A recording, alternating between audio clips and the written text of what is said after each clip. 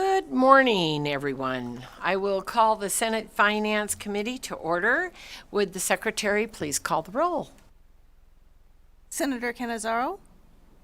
Senator Gokachia? Here. Senator Harris? Here. Senator Neal? Here. Senator Wynn? Here. Senator Severs-Gansert? Here. Senator Titus? Here. Chair Dondero Loop. Here.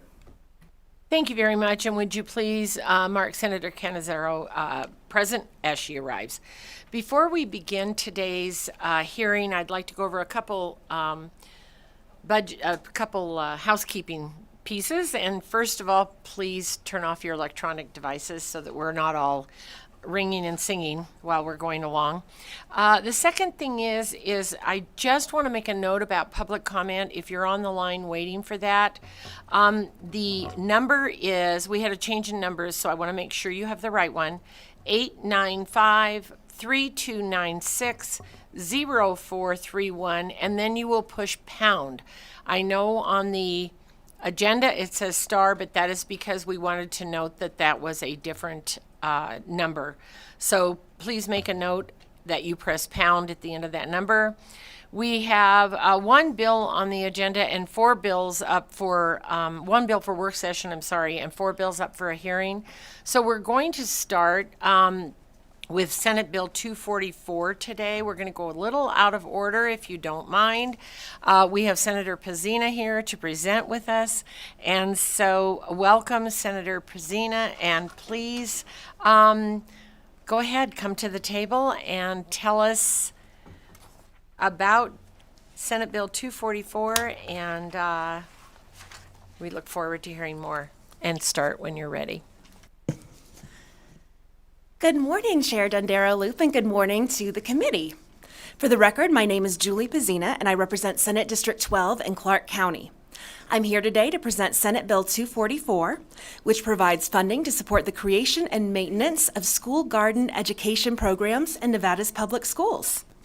Now, back in 2017, for a little bit of background, the legislature approved Senate Bill 167, which for the first time appropriated state general funds to support the creation and maintenance of the school garden program in Nevada.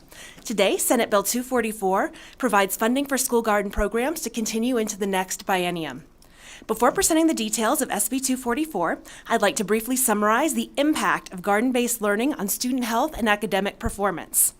School garden programs are powerful learning tools for science, technology, engineering, arts, and math, so STEAM educational programs. In an evaluative review of the benefits of school gardening by a professor at Pennsylvania State University, it was found that when integrating environmental fieldwork into school curriculum, there are measurable and observable changes in student achievement and behavior. Some of the findings indicate that in 9 out of 12 quantitative studies, school gardens increased science achievement and behavioral improvements in schools that use school gardening as an integrative context for learning. In addition, 9 qualitative studies unanimously reported positive learning and behavior effects of school gardening and gardening involvement. Studies have shown a positive impact of outdoor gardening or nature programs on higher order cognitive skills. Teacher surveys showed that academic achievement, particularly in the area of science, was the most frequently cited reason for using school gardens. Research also found that gardening helps build a sense of community and belonging within both the school and the broader community, and I think we can all agree how important that is after the isolation of the pandemic. Now, for example, when 3rd to 5th grade students who participated in a 1-year gardening program filled out a survey of life skills, they showed a significant increase in self-understanding and the ability to work in groups when compared to non-participating students. Finally, children engaged in garden programs showed improved health outcomes. Children engaged in such programs are more likely to eat fresh fruits and vegetables. And in addition, these programs are also tied to improved mental health and the reduction of anxiety and stress in children. As a summary, Senate Bill 244 appropriates $1.5 million in fiscal year 2023-2024 and $1.5 million in fiscal year 2024-2025 for schools to both create and maintain school gardens. This funding would be administered by Nevada's Department of Education to provide grants of funding to public schools, including charters. Generally, for each school, the funding supports building the program, specifically for things like removing grass, making raised vegetable gardens, planting fruit trees, providing benches, school curriculum areas, and more. The measure also authorizes the funding to be used for related teacher travel and professional development, to develop a school site food safety plan, and to fund school garden conferences in Nevada. In order to qualify for the funding, each school must create and maintain a school garden, develop curriculum relating to the school garden that pertains to Nevada and its desert environment, complies with the academic standards for science, and utilizes experiential learning to teach STEAM topics. This bill also allows for assistance from members of the community that have experience with food education, such as local farmers and chefs. It provides students with the ability to operate a farmer's market to sell the produce from the school garden. And last year, the largest in the nation and extremely successful student farmer's market took place in Southern Nevada. Next month, you'll be receiving an invitation to experience a farmer's market right here in Carson City, and I hope to see all of you there. Provides the opportunity for students to see how a meal is cooked using the produce grown from the school garden, and establishes garden teams comprised of teachers and, to the extent practicable, parents and members of the community. At this time, I'd like to turn the microphone over to Kira Byrne of Green Our Planet, and after our presentation, we're happy to answer any questions that you may have. Thank you very, very much again for having us. Thank you and welcome. Thank you. Good morning, Chair Dondero Loop and committee members. For the record, I am Kira Byrne. I am the CEO of Green Our Planet, and I am here today to support Senate Bill 244. So at Green Our Planet, we teach students to love and care for our planet through school garden and hydroponics program. We use gardens as a portal for understanding life on Earth and our place in the universe. So our mission is to empower the next generation of scientists, farmers, conservationists, entrepreneurs, engineers, and chefs. And we do that with four main goals. We want to increase student academic performance in STEM, connect students to nature, increase students' nutrition education and physical activity, and empower students to create farmers markets and become the next generation of entrepreneurs. So in 2017, Governor Sandoval was facing a problem. He had a number of leaders from companies like Switch and Tesla and Amazon and so on coming to him and saying, we have all of these great jobs, but we don't have Nevadans who are qualified to fill them. And so he commissioned a report called the STEM Pipeline Report. And it looked at what were the issues in K through 12 education that was leading to this problem. And given that their STEM jobs are created twice as many STEM jobs as non-STEM jobs, and that STEM jobs pay on average today $39 an hour versus $19 for non-STEM jobs, we want to make sure, of course, that our students in the communities we serve get those jobs. So in the STEM Pipeline Report, they figured out that there were three main problems: that teachers did not have the STEM resources they needed to teach STEM, they did not have the background knowledge in STEM, and they did not have the training in STEM. And as a result, they were not teaching enough minutes in the classroom. They weren't teaching science, so kids weren't getting exposed to it, and so they weren't pursuing careers in STEM. And so we solve those problems by providing turnkey programs for K through 12 hydroponics and outdoor gardens. And we also train the teachers, and then we provide them with videos on all topics from biomimicry to climate change so that they'll be able to effectively teach in the classroom. So in a comprehensive review of 20 years of literature on the impact of school garden programs in the US, proves that hands-on experiential learning improves academic performance. 93% of the studies reported improved student performance in science, 80% saw improvement in math, and 72% in language arts. In 2015, Dr. Jenny Farr at UNLV conducted a study to understand the impact of our programs, our school garden programs, on students in the CCSD, and below are some of the key findings. 92% of Nevada educators surveyed report the gardens improve nutrition knowledge. 80% of educators reported the gardens are a powerful teaching tool for STEM, nutrition, and conservation. 87% report the gardens make school more fun and engaging for students and teachers. And 78% report the gardens increase community engagement at the schools. So at Green Our Planet, we built our first school garden in 2013. Today, in Clark County, we're in more than 200 schools. We've built 200 outdoor gardens, impacting more than 100,000 students. But we're across the state of Nevada, from Mesquite to Ely, Las Vegas, Pahrump. We're in over 260 schools, impacting over 150,000 students. We're so proud to be the largest school garden and hydroponics program in the country, here in Nevada. How awesome is that? By 2025, we will be in every Title I school in Nevada, which is 400 schools, thanks to some funding that we received from ARPA. So how do the programs work? Well, as I said, they were turnkey because teachers said they didn't have the resources. We provide 20 hydroponic systems to every school where we work. We provide STEM accredited curriculum, K through 12 to next generation science standards, teacher trainings, the video tutorials. Everything is uploaded onto Canvas, which is accessed by every Nevada teacher. We have manuals, startup supplies, and every school gets coaching from our coaches for a whole year. These are the systems. Here you see the large system grows 216 crops at a time. These are students from Dayton, and they're getting ready for their farmers market. And they get 19 of those smaller systems for the school. Similarly, with the outdoor garden program is also turnkey. We have a curriculum that's STEMworks accredited and to next gen science standards. We provide teacher trainings, the school garden manual, and also the coaching. As I said, all of the curricula, all the videos are available on Canvas, which is the Nevada Department of Ed's platform, as well as the Greener Planet portal. Our teacher training surveys prove that the trainings are very effective, with 92% and 89% of teachers feeling more confident teaching STEM using the gardens and hydroponics. This is a look at our garden portal here, and then we have awesome coaches from our team. Our videos have been watched by over 8 million students, which is exciting and awesome. And of course, you have heard Senator Pezzina mention the farmers markets. Yes, we did indeed have the largest in the country last year, and I'm going to show you a short video of that.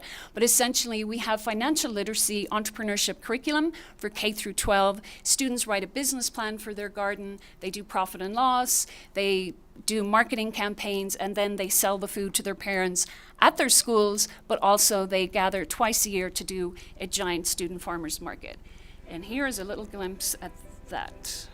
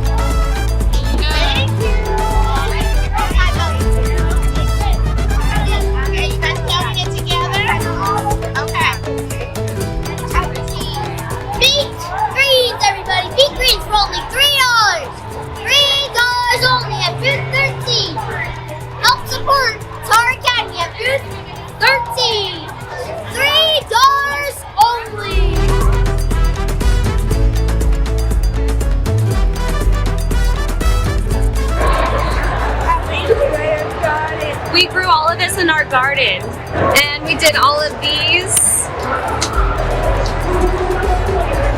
We have a lot of cool stuff. Can you give me back a 10 and you guys can keep the rest?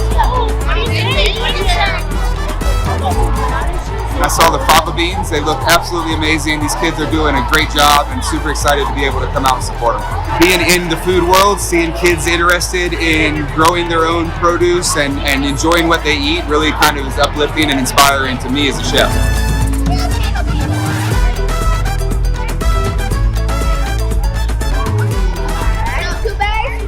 Thank you. Would you guys like some hair? We're learning about selling and how to give, like, how to do money, basically. Or basically marketing. Like some fresh radishes. And advertising.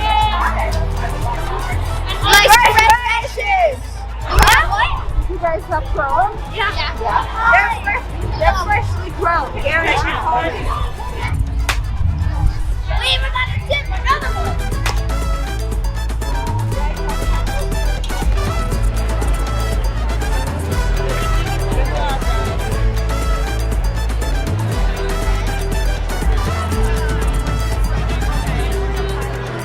And to think that all of our precious plants from our school are making other people's dinners and making them happier and like bringing them food, it's amazing.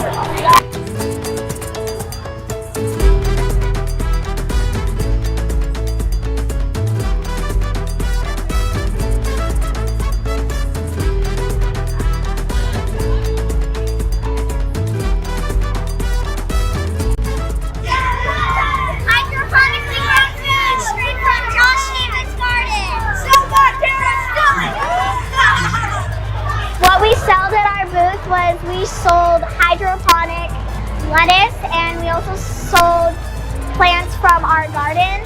Organic foods for sale, $2 each bag of cilantro, mustard, funnel. And I learned that the more you work together as a team, the more you can make and the more you can provide from it.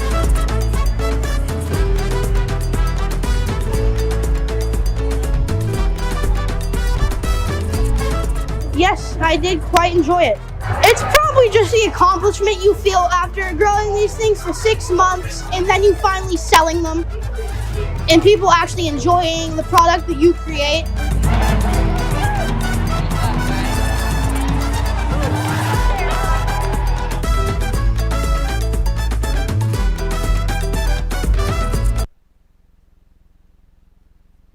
So I just would like to make a plug for the next market, April 21st in downtown Summerlin, but we'll also have a market outside this building with our schools from the north.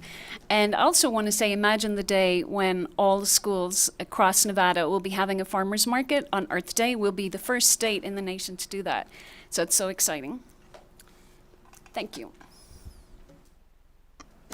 Thank you so much. We're ready for any questions. Thank you very much, and I just have to put my editorial comment here, and that is, if anybody listening or in this room has never been to one of these farmer markets, if you want the pick-me-up of the day, that's the way to start it, because these kids are so excited, and it has, my grandkids are involved in it at their schools. I know that Dondero Elementary has a garden, and it's just a really fun program. That's all I can say. And the kids are learning. That's the other piece. I mean, what a great way to teach kids math and science and reading and all the things that they need to know. So with that, I'll call for questions from the committee. Senator Titus. Thank you, Madam Chair. And first, thank you for the presentation. And it's not really a question. I just want to acknowledge, and I appreciate you taking my calls and concerns about the rurals and making sure that this is throughout the state of Nevada, which indeed it is. And for myself, and I know other rural members, it's always been important to me to make sure kids know that their food doesn't just come in a cellophane wrapper from the grocery store. And so I think having this hands-on experience is truly important. So thank you for bringing it forward. Thank you very much. Any questions? Senator Neal. Thank you, Madam Chair. The funny part is my niece was in that video. I didn't know that. My brother's child, and I was just like, there she is. Yeah, it was just surprising. So now I'm going to have to tell him to watch it. But a quick question. I really liked how the kids were talking about the marketing and the entrepreneurship side of it. And so and it said in the slide that the banks are teaching that piece. So is that embedded across all of the schools that have the gardens or just select? Yep, that is a great question. Thank you for the record. I'm Kira Byrne, CEO of Green Our Planet. And yes, so there's K through 12, there's an entrepreneurship curriculum. So in elementary schools, it's fifth graders. They are the farmpreneurs. So they learn how to write a business plan for their garden. So the teachers have already started teaching that in February, so that by April, the students have done all the work. They do their profit and loss sheets, their pricing, their marketing, and we have prizes at the market. So they invent new products, so they could win best green product, best marketing campaign, heaviest vegetable, that's another one. So yeah, it's K through 12, and then middle and high school, obviously it's more sophisticated. And the bankers are awesome. They coach the students throughout the market. Thank you for that. You should probably tie this to the financial literacy programs that we have in the schools that don't seem to perform as well. We're putting money into that as well, so we might as well connect the two. Thanks, Madam Chair. Senator Gokachia. Just more of a comment. We've come a long ways from when I was a kid. Our curriculum was making sure you got over the fence before you got a load of rock salt as you were raiding gardens in Ely. I see Mr. McKay there. I'm sure he was involved in that as well. So we've come a long ways. Great program. I thank you. And I'll just finish up by saying it's very clear from that video, and it's very clear from the schools that I have been in, that the kids really understand. That's the piece that is so enlightening and so wonderful, not only when you're a teacher, but when you're running a program like this. When you see that the kids really get it, they really are interested in what they're doing. It's rewarding for us as adults watching them, but it's rewarding for them. So thank you very much. And with that, if there are no more questions, I'll excuse you from the table, and I'll let those in support come forward.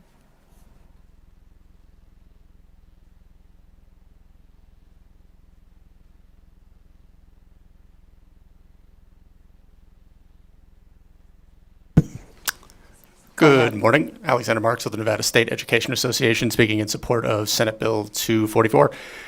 We've supported bills like this in the past, so we're here again supporting this one because school gardens have been shown to improve academic achievement, increasing student connection to the natural environment, and increasing student interest and achievement in science. School gardens also promote physical health, leading young people to eat more fruits and vegetables.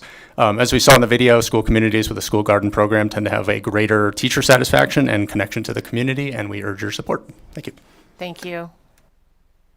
Good morning. For the record, Paul Morak with the Vegas Chamber. The Chamber is also in support of SB 244 for the health components of the students, but also because of the STEM education and the entrepreneurship spirit. Thank you very much.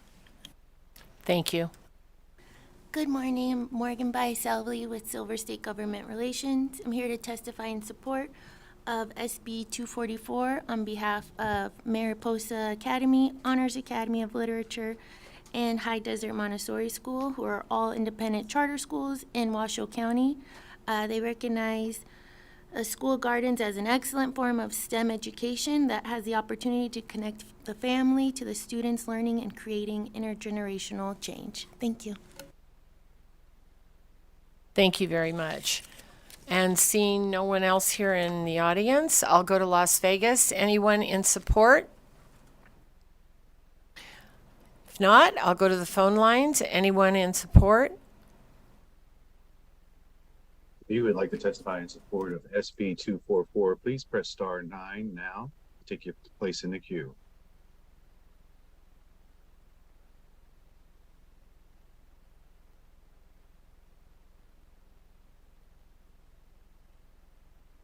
The public line is open and working. There are no callers at this time. Thank you very much. Do I see a hand from the audience? Oh, that's all right. Would you like to support? Okay, so neutral will be coming up. We'll do support, opposition, and then neutral, and that's the way we'll do each bill. Thank you. All right, with that, we'll go to opposition. Anyone in opposition? Anyone in Las Vegas? Anyone on the phone lines?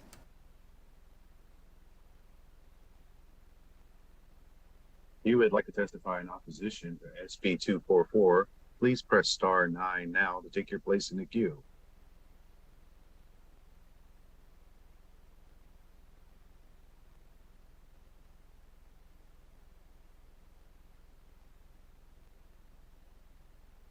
The public line is open and working. There are no callers at this time. Thank you very much. We'll go to neutral. If you would like to testify in neutral, you may come forward. And please state and spell your name for the record when you're ready. Hello, my name is Linda Flaherty, Linda Flahherty, and I'm here on a neutral stance, but I wanted to talk about this bill. I have been working in the schools for 30 years, half of it being an administrator, half of it being a teacher, science, and special ed teacher.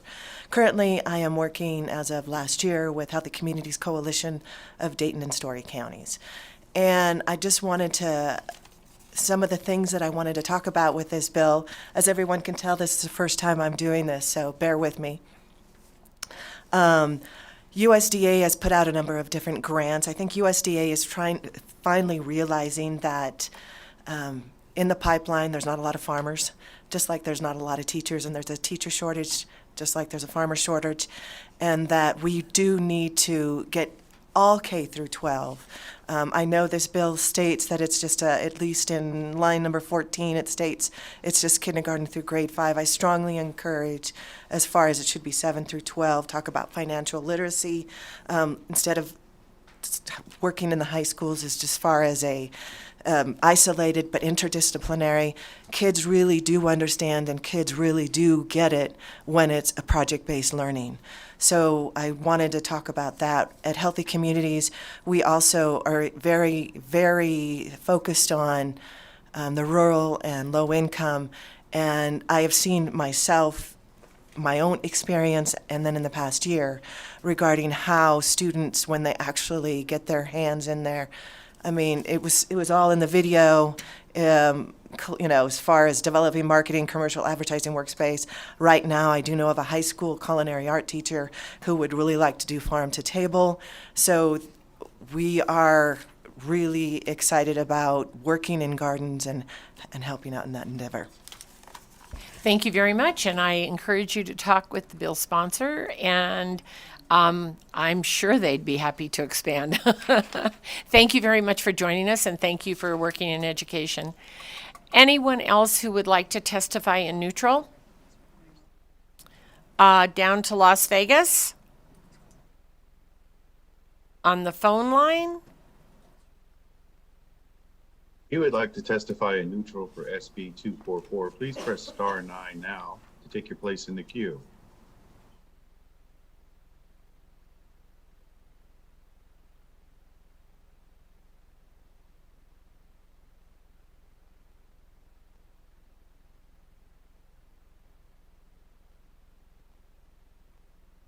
Good morning.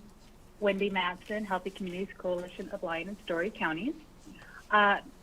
So Healthy Communities Coalition, like Linda has just shared, has been inspiring the next generation of growers and healthy food consumers, engaging kids in school gardens for over 15 years, with a focus in part on food security, as areas of our rural Lyon County reside in a food desert alongside high rates of poverty. We know not every student is going to grow up to be a farmer, but wouldn't that be amazing? As we all know, Nevada is experiencing a farmer shortage. But we do believe that everyone should understand where their food comes from and make healthy choices about how to fuel their bodies. creating a community of teachers, community health workers, community members, and administrators who share a common goal of helping our kids develop healthy eating habits, engagement, and hands-on learning experience that connects students to the earth, their food, and each other, all while integrating classroom concepts and subjects from language arts to STEAM.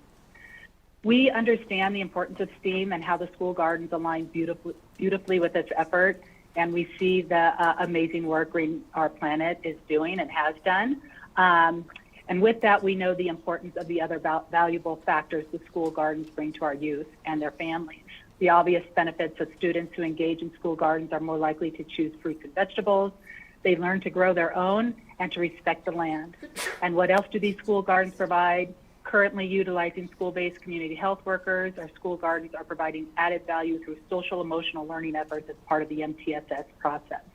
Mental and behavioral health and school garden engagement, utilizing trauma-informed engagement and nourishment, interactive activities that build healthy connections to food, self, and community.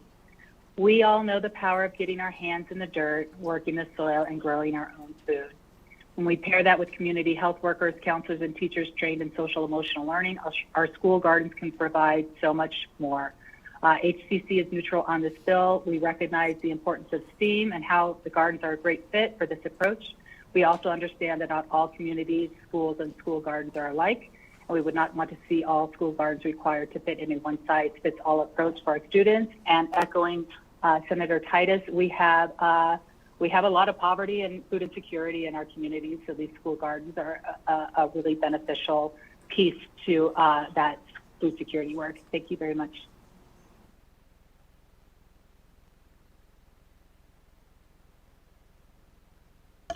Thank you very much. Anyone else on the line? BPS. The public line is open and working. There are no callers at this time. Thank you very much. And with that, I see Nevada Department of Education in the building. Would you like to come forward and explain the fiscal note?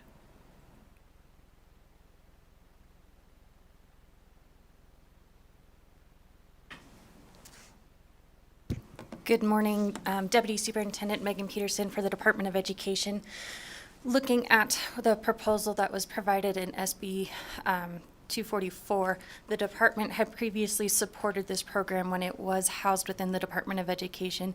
And based on the appropriation that was provided, we anticipate that we would need half of an FTE in our grants management team, half of an FTE to support monitoring and risk assessment before providing awards to subrecipients, and then half of an FTE for an education program professional to provide technical assistance and to support to the applicants.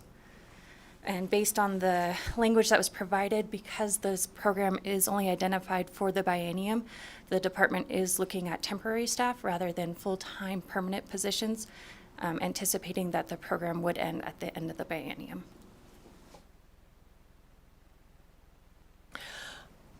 So I have a question. So when you say it would end at the biennium, is that your opinion? I mean, because I don't think this program is ending. I think that they're looking at moving forward the exact opposite.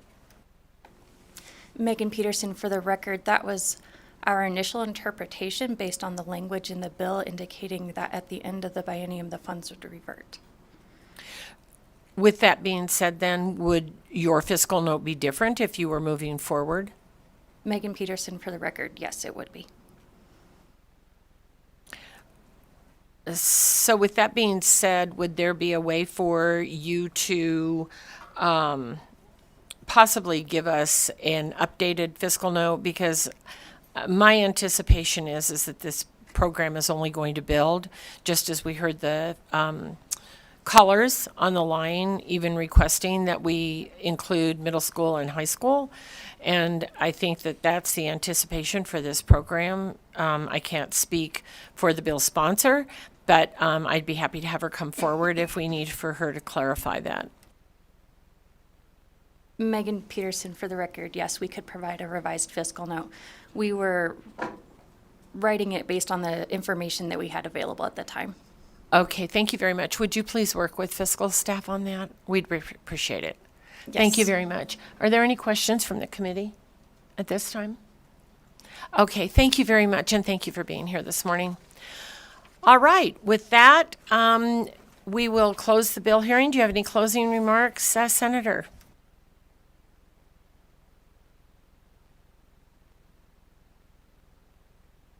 Thank you so much again, Chair, Vice Chair, and Committee for allowing us to present today. Yes, we would absolutely love to include K through 12 and to make that update. And with that, I would encourage everyone to move this important legislation forward and to attend either in downtown Summerlin for those in the crowd or for those legislators in the building and those that will be here on April 21st. We would love for you to attend the farmers market right here in Carson City. Thank you. Thank you very much. And with that, we'll close the hearing on this bill. And we will open the hearing on Senate Bill 45. And when you're ready, please come forward.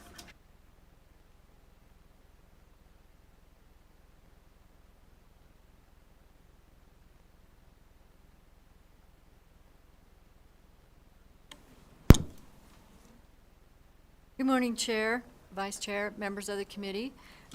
My name is Fran Alvarez, and I am the current president of the Nevada Silver-Haired Legislative Forum, representing Senate District 10 as a forum member. I am pleased to present Senate Bill 45, which would increase the monthly personal needs allowance for certain Medicaid recipients residing in skilled nursing facilities, so it is equal to the amount for Medicaid waiver recipients living in group home settings. With me today is Patrick Ashton, policy analyst from the Research Division of the Legislative Council Bureau, who provided, together with his colleague Ashley Kalina, nonpartisan staffing services for the forum last interim. I also want to point out an exhibit that was uploaded to Nellis. It is a template letter from the Department of Health and Human Services, Division of Welfare and Supportive Services, sent to group home operators in Nevada last fall, informing them about the increase in supplemental Social Security income payments for 2023. As a brief overview, the Nevada Silver-Haired Legislative Forum was created in 1997 to identify and act upon issues of importance to aging persons. It is comprised of up to 21 members, 60 years of age or older, nominated by senators for appointment to the Legislative Commission. The forum may submit one bill draft request to each regular legislative session. At our forum meeting in June of 22, members learned during a DHHS presentation that there are two care options for long-term services and supports for certain Medicaid recipients, including seniors, institutional care, and home and community-based services. We also learned the Social Security Act provides for the Personal Needs Allowance, or PNA, for Medicaid recipients residing in nursing facilities and group home settings.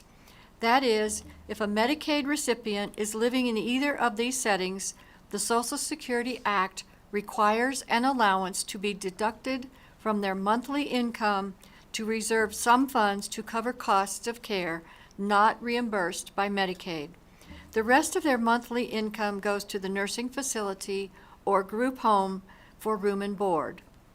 These Medicaid recipients depend on the PNA for items such as clothing, grooming needs, toiletries, snacks, writing utensils, stationery, essential personal items, and other incidentals. Federal statute sets the minimum monthly personal needs allowance at $30. States can allow a higher monthly personal needs allowance than the required federal minimum. This is the challenge we are looking at in Nevada. Seniors receiving Medicaid and living in nursing facilities or group home settings receive a personal needs allowance, but at differing rates of $35 and $149 respectively. Overall, the difference in the PNA between Medicaid nursing facility residents and Medicaid home and community-based services clients in group homes is currently $114 monthly. In other words, a senior living in a group home receives an allowance over 4 times higher than a senior residing in a nursing home. Based on information provided by DWSS, the P&A rate for residents of nursing facilities has not changed since 1991. That's over 20 years. Nevada is one of 7 states that have maintained a P&A rate of less than $40. This means, for example, seniors residing in a nursing home must save their personal needs allowance for several months to replace basic clothing items. And this issue has only worsened with inflation increasing costs of everyday items over the last 32 years.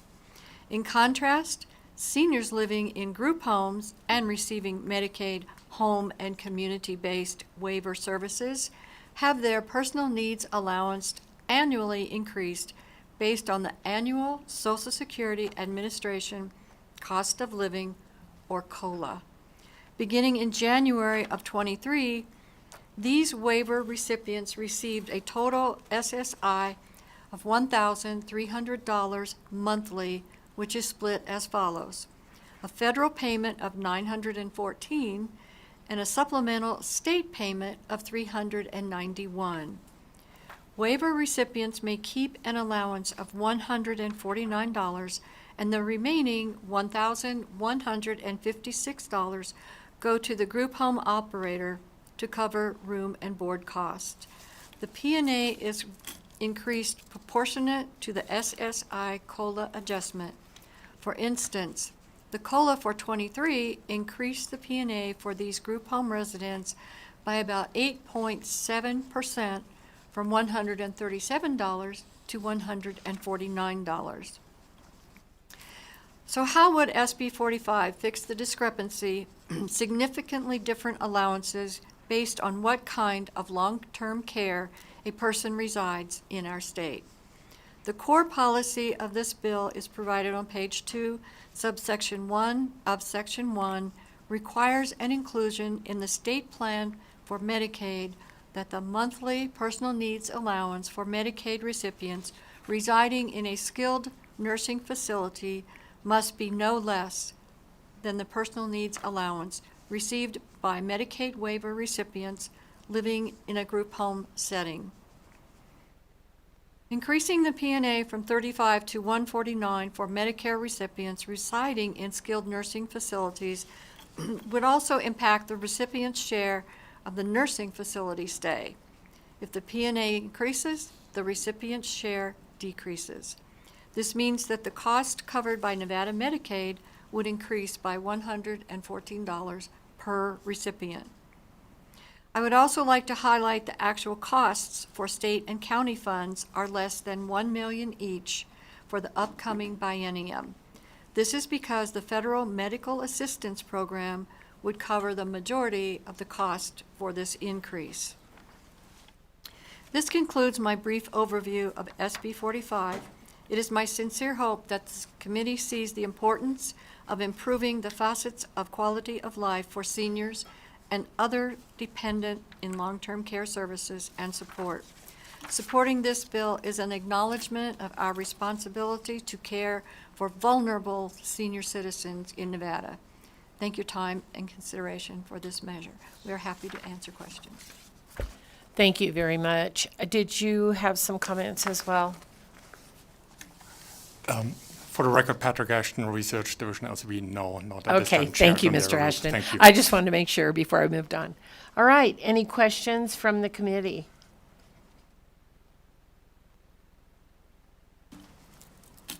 Okay, Senator Canizaro.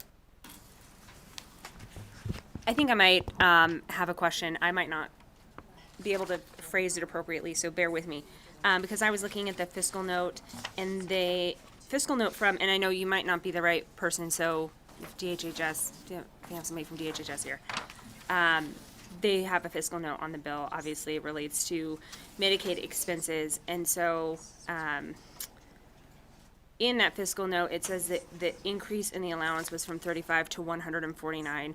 That also, we received a letter from DHHS that looks like it probably went out to individuals in the adult group home care facilities that indicated that the personal needs allowance was 149. So I just wanted clarity on, is that, and that was the result of the 2023 increase that I think you mentioned,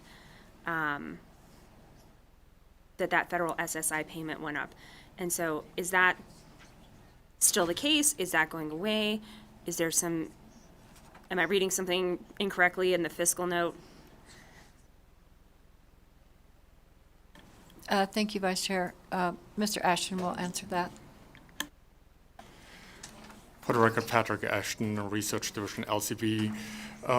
The letter you received as part of an exhibit was provided by the Division of Welfare and Supportive Services, who every year adjust the rate based on a COLA increase, and is outlined here in the letter what it is.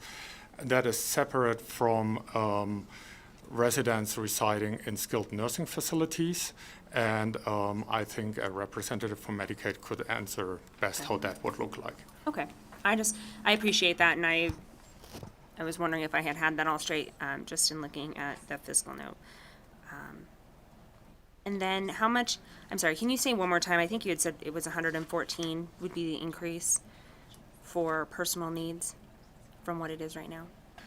For the record, Patrick Ashton, LCB, that's correct. Currently, it's $35 for our recipients in skilled nursing homes, and it would increase to $149.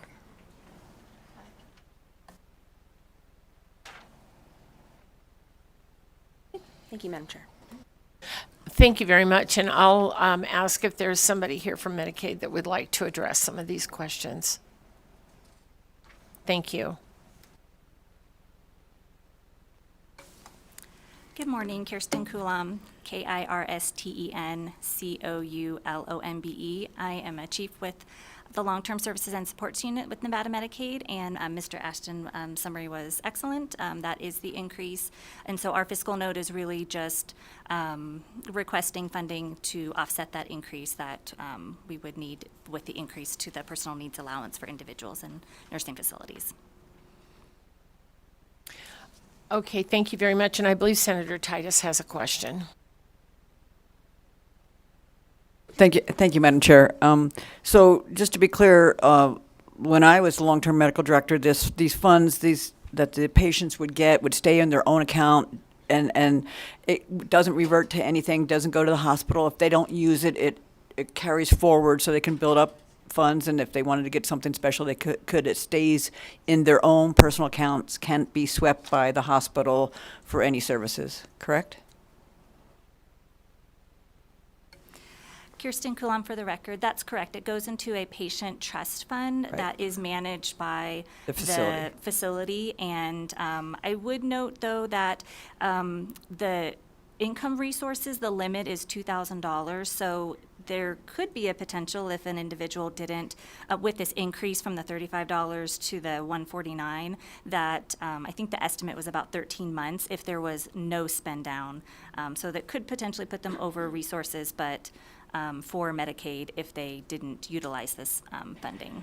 And then what would happen to those funds then if they did go over resources? Would they not get any? Oh, excuse me, Kirsten Kuhn, for the record. They would just have to spend down. Correct. So they could utilize that. And this is important, so thank you for bringing it forward. It is, our patients would run out of those funds for their, and we would chip in sometimes because it pays for them getting their hair done. If we bring some out to do their hair or some just personal things that they would like, a little trip they would go to downtown or wherever, it is something important. So thank you for bringing it forward, and thank you for the clarification. Madam Chair, Senator Gokachia also had a question, so I apologize. Thank you very much. Senator Gokachia? Thank you, Madam Chair, and we're just kind of tag team. I was looking at the fiscal note, and it shows a county contribution as well. Does that come out of their indigent funds, or where does that money come from? Thank you, Madam Chair, through you to Senator Gokachia, Kirsten Kulam, for the record. It would be how it is set up right now for any of the individuals that qualify for those county services for the institutional. So unfortunately, I can't speak in too much detail regarding how those county funds operate, but it would have that impact to what their contribution would be if those increases. That's how I understand it. But again, there wouldn't be any change in the contribution amount. It would only be in where it's coming from.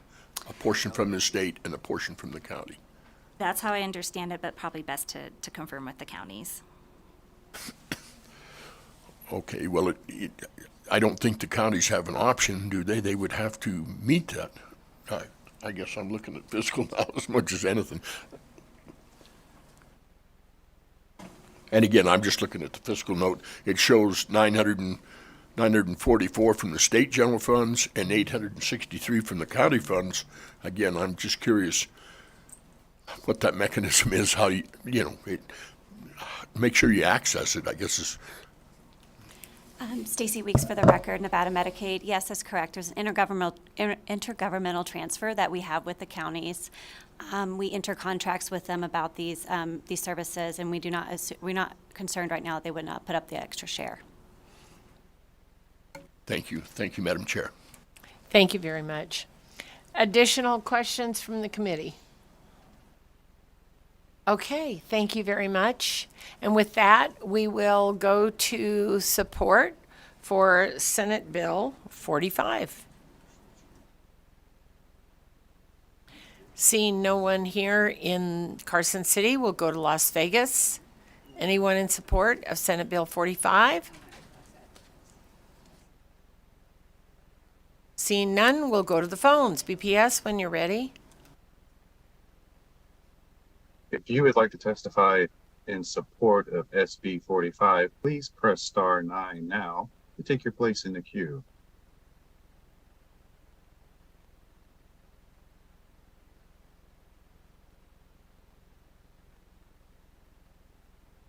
Good morning, Madam Chair and members of the committee. Stephen Cohen for the record. Stephen with a V. Cohen is in the Assemblywoman, no known relation. Here in strong support of SB 45. With that said, Madam Chair, I am confused a bit on the fiscal note, the explanation portion. If a person has more assets, it would seem to reason that their patient liability would increase, and thus the insurance portion would decrease. So I'm curious, through you, Madam Chair, if Medicaid or welfare could address that. Thank you, Madam Chair, and I yield. Thank you very much. Next caller, please.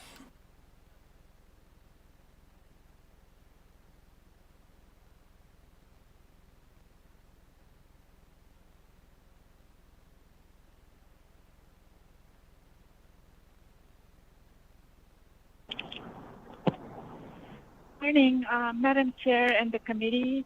Are you able to hear me? I'm sorry, I'm traveling on a bus. We are. We can hear you. Good morning, Madam Chair. Thank you so much. My name is Dora Martinez with the Nevada Disability Care Action Coalition. We support this bill, and thank you. Have a great day. Thank you very much. Next caller, please.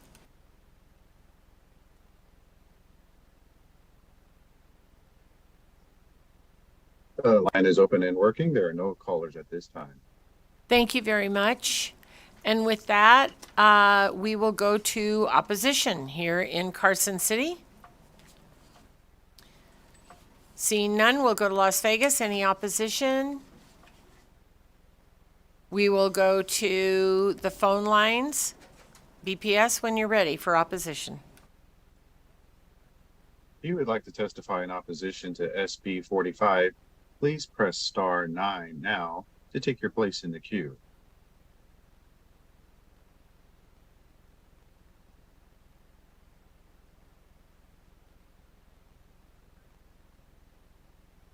The public line is open and working. There are no callers at this time. Thank you very much. We'll go to neutral here in Carson City.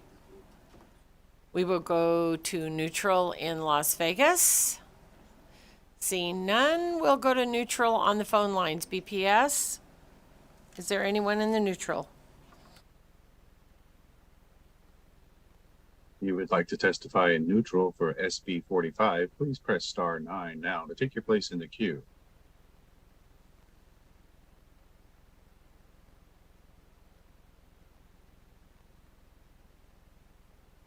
The public line is open and working. There are no callers at this time.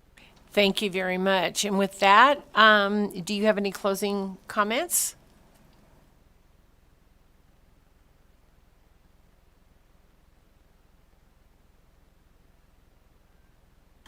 My name is Fran Alvarez, and yes, I do have a comment. First of all, thank you so much for hearing this, and I hope that you will all consider the vulnerability of these seniors in these nursing homes and how long it takes them to save up their $35 to buy a new pair of pajamas or whatever it is. Thank you. Thank you very much, and thank you for being with us today.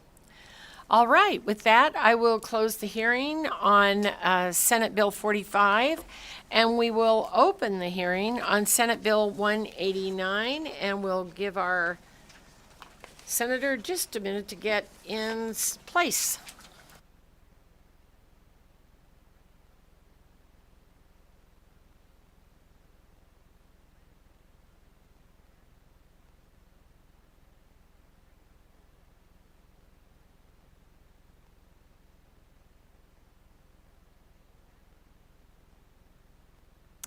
Good morning. I will open the hearing on Senate Bill 189. Senate Bill 189 makes an appropriation to communities and schools of Nevada for the purpose of providing integrated student support services. This bill is sponsored by Senator Cannizzaro and many others. There are no fiscal notes, but the bill contains a general fund appropriation of $6.9 million. So, Majority Leader, when you're ready, please go ahead.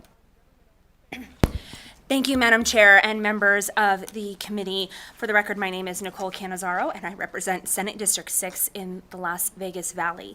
It is my pleasure to be here to present to you Senate Bill 189, which makes an appropriations to communities and schools of Nevada. This organization provides an evidence-based model of integrated student support services, sometimes also referred to as wraparound services, which we have a lot of conversations about in this building. And those are used to support basic social and emotional academic needs of students. Ultimately, these supports help students with some of the highest needs in Nevada stay in school and graduate. Members of the committee, I will say that this particular bill was referred directly to this committee, so I know it is not a policy committee. With your permission, Madam Chair, I would like to highlight just a little bit about communities and schools, and then I know that I have some additional colleagues to talk about what exactly the money that we would allocate if we approve Senate Bill 189 will be used to help communities and schools do within each of the schools that they operate, if that is okay. Yes, thank you very much. I think that's very important information for us. As we have all heard, and I know we have a lot of these conversations, and have had a lot of these conversations in just a short period of time that we have been in session, many students are facing significant challenges in school and at home that impact their overall academic achievement. These challenges were absolutely exacerbated by the pandemic. Absenteeism increased while academic engagement decreased. The persistence of these issues negatively affects students' academic achievement and graduation rates. In fact, a 2022 report indicated high school graduation rates dipped in at least 20 states after the first full school year was disrupted by the pandemic. This bill aims to help address the significant barriers that students experience in accessing needed supports and services. So you may be asking, why communities and schools? Why are we here talking about them? The Communities and Schools program has demonstrated efficient and sustainable use of funds with an almost 12-to-1 return on investment, which I would argue is a very good investment of these dollars for our students.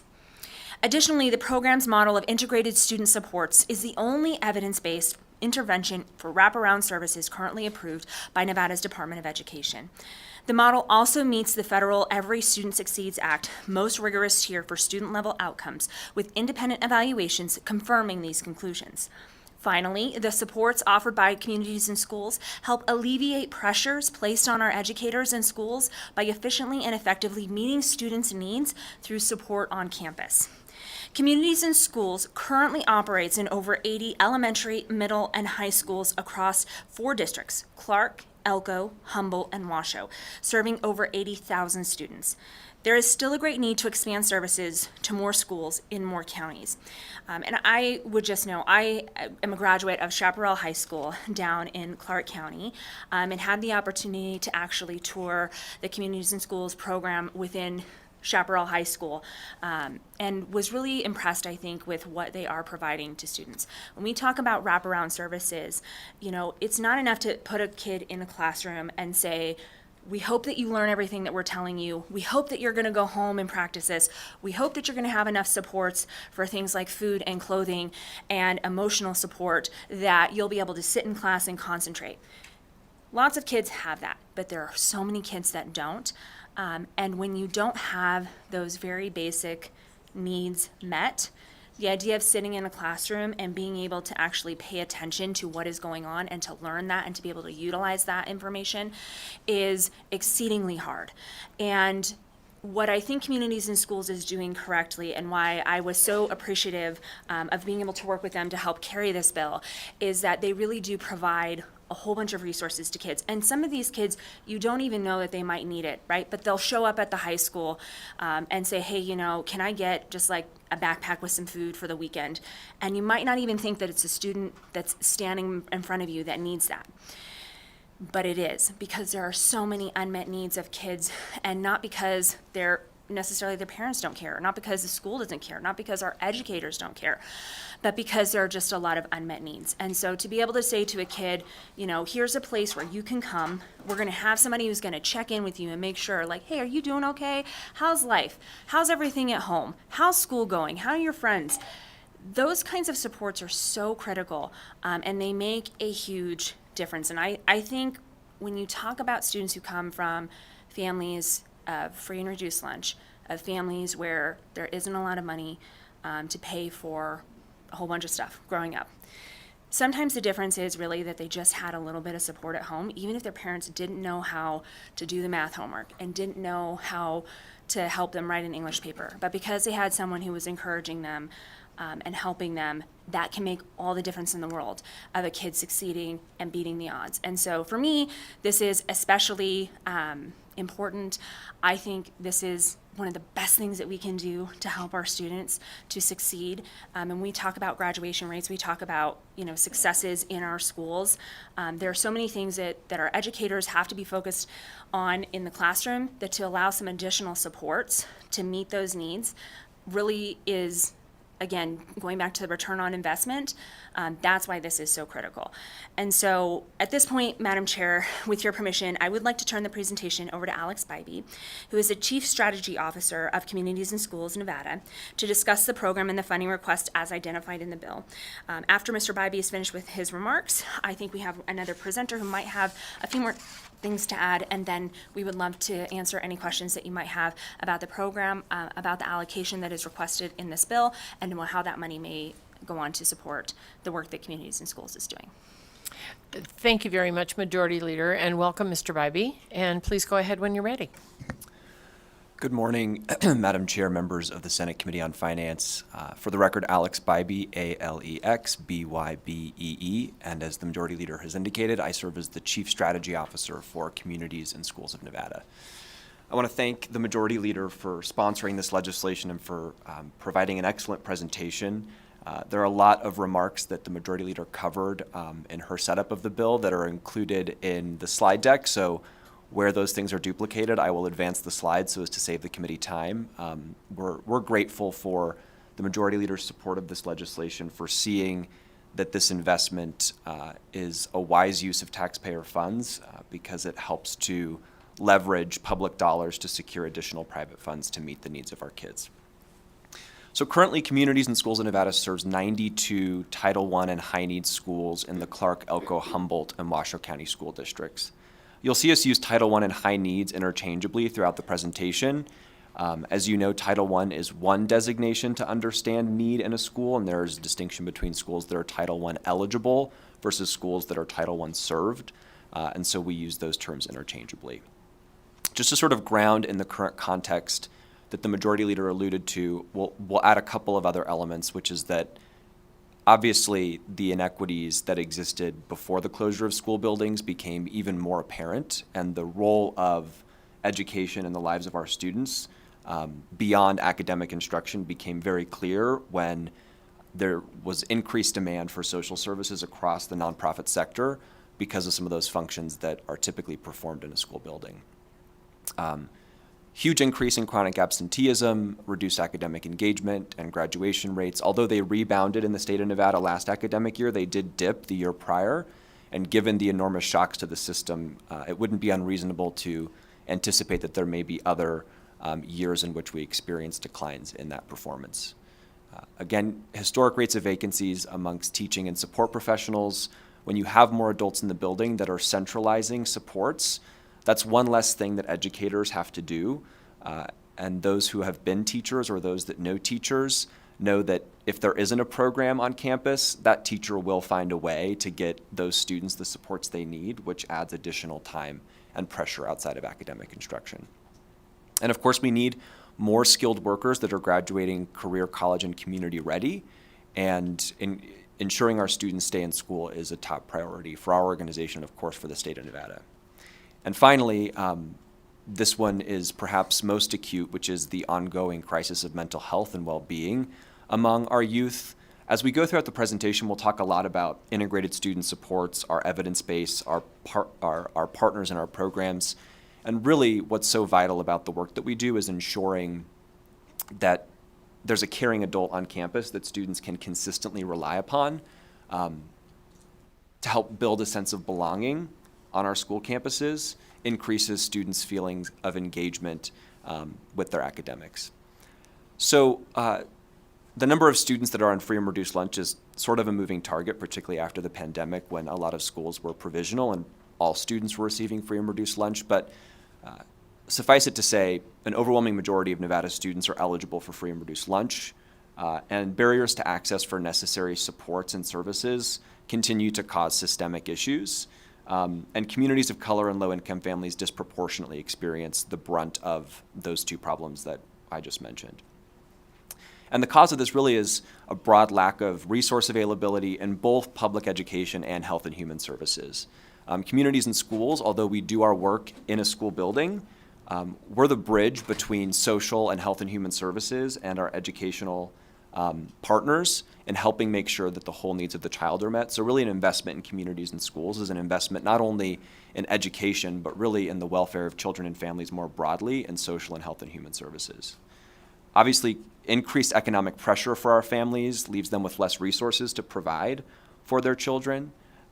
And although there are supports and services available, that web of agencies and services are often decentralized. And to navigate any single bureaucracy can be a full-time job, let alone a family who needs to navigate several bureaucracies just to get the services and resources that they're entitled to. So our site coordinators, our full-time employees that report to school campuses every day, help to centralize that network of supports and services so that families don't have to navigate these systems alone to get the resources and support they need.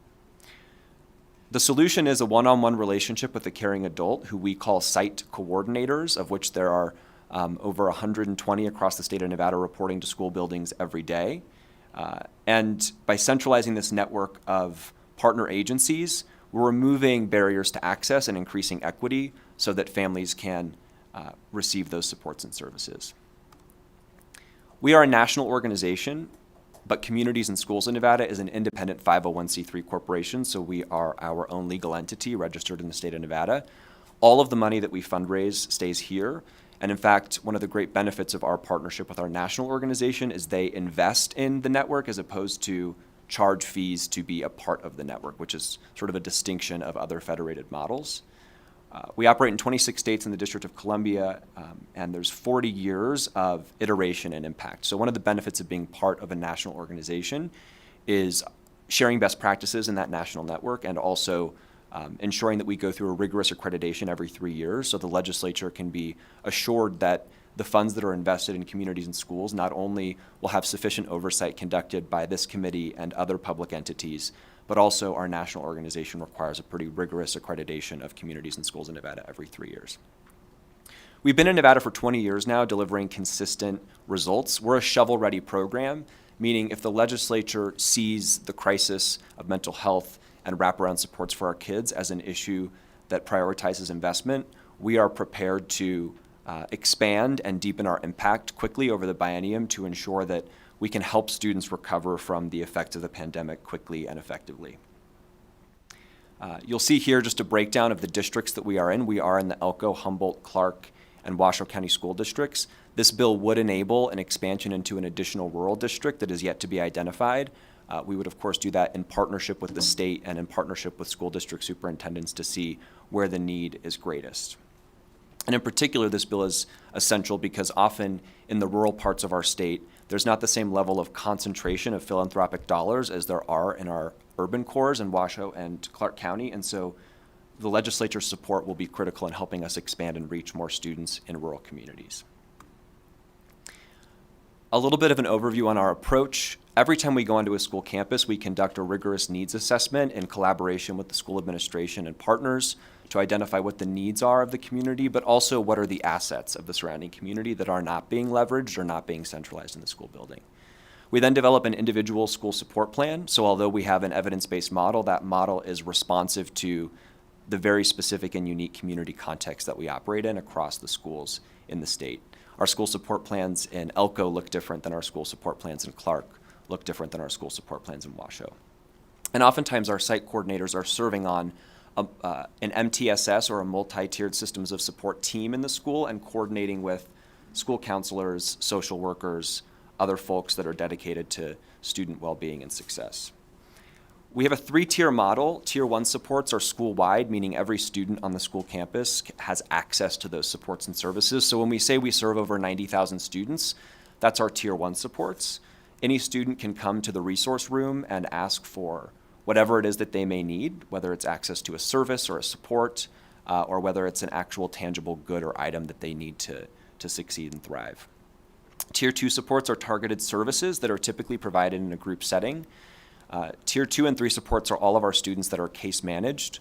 Our site coordinators case manage approximately 55 students per site coordinator. And on our high school campuses, we have at least 2 site coordinators, and in some instances, we have more. So the caseloads vary by school. That's our most intensive intervention. That's working with the students that have the most need, whether it's acute trauma in the home, chronic poverty, high rates of absenteeism, et cetera. And with our schools, I should say, we have, both with our Tier 1 and Tier 3 supports, we set school-wide and individual goals, and we measure progress against those goals, both for school-wide performance and also individual student success. And those goals that are set are conveniently the ABCs, attendance, behavior, and course performance. And those are the early warning indicators for a student's likelihood to disengage from their academics or drop out of school. And so by monitoring the attendance, by monitoring their behavior and their course performance, we can actually bring efficient, quick interventions and supports to ensure that they stay the course to graduation.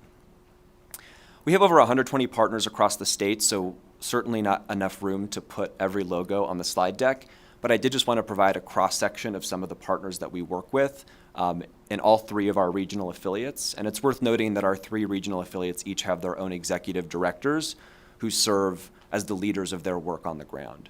And so our site coordinators are working with these organizations to bring necessary resources and supports to campus. And so when you invest in communities and schools, you can really think about investing in a broader economy of scale or broader efficiencies in bringing these services to students.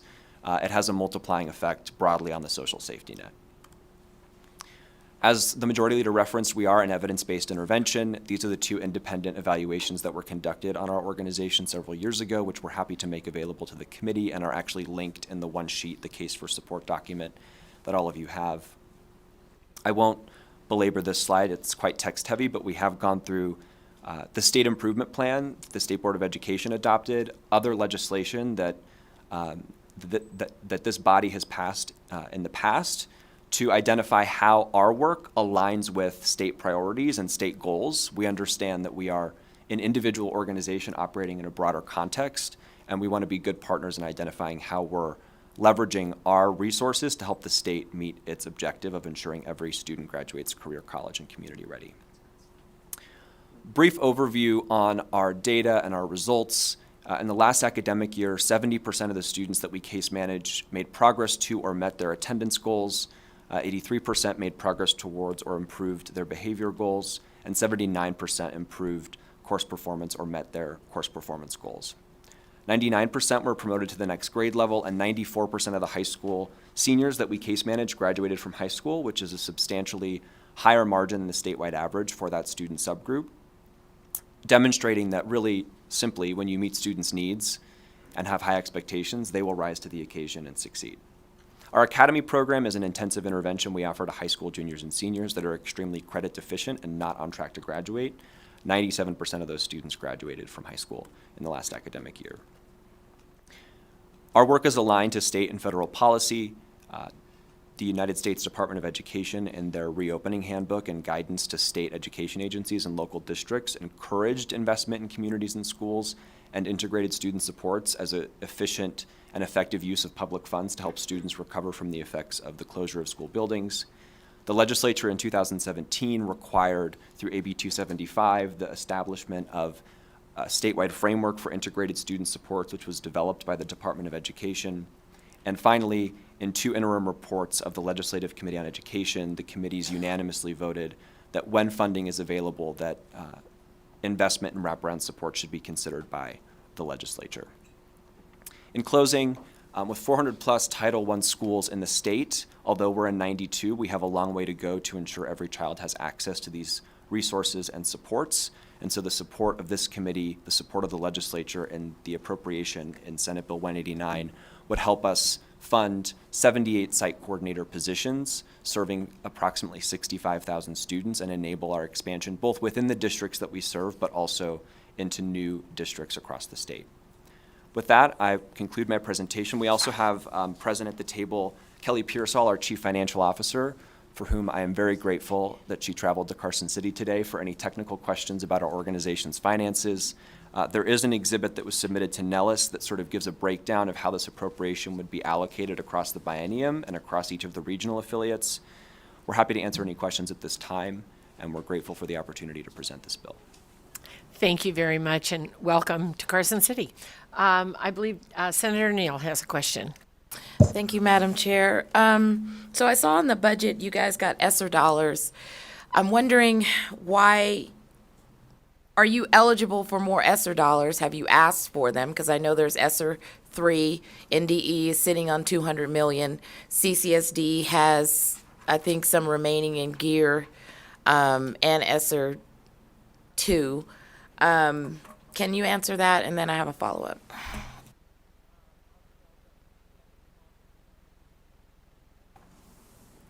Kelly Pearsall for the record.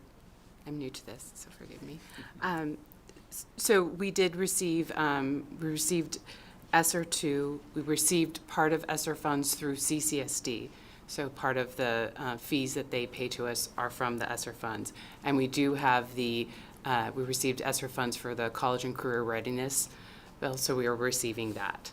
So we have, but the request that we received was less than we originally asked for.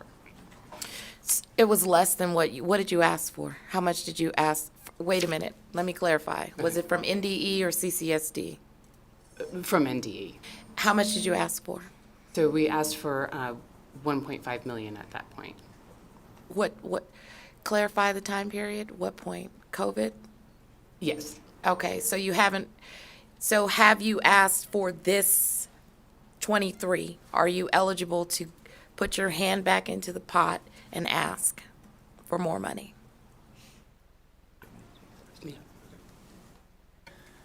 Thank you, Senator Neal, for the question. For the record, Alex Bybee through Chair Dondero Loop to you. So we have applied for several different iterations of ESSER funds. We applied through the state's fund that was made available through the governor's office. We applied through the initial competitive grant that NDE issued. We were successfully awarded about $1.1 million in the first round of ESSER funding through the Department of Education. We applied through a career and college readiness competitive grant that Ms. Pearsall has referenced, in which we received partial funding. We received significant funds from the Clark County School District to enable expansion within Clark County School District. And so we've had varied success on receiving our funding requests from those multiple jurisdictions. We've also put in requests to different local and county governments.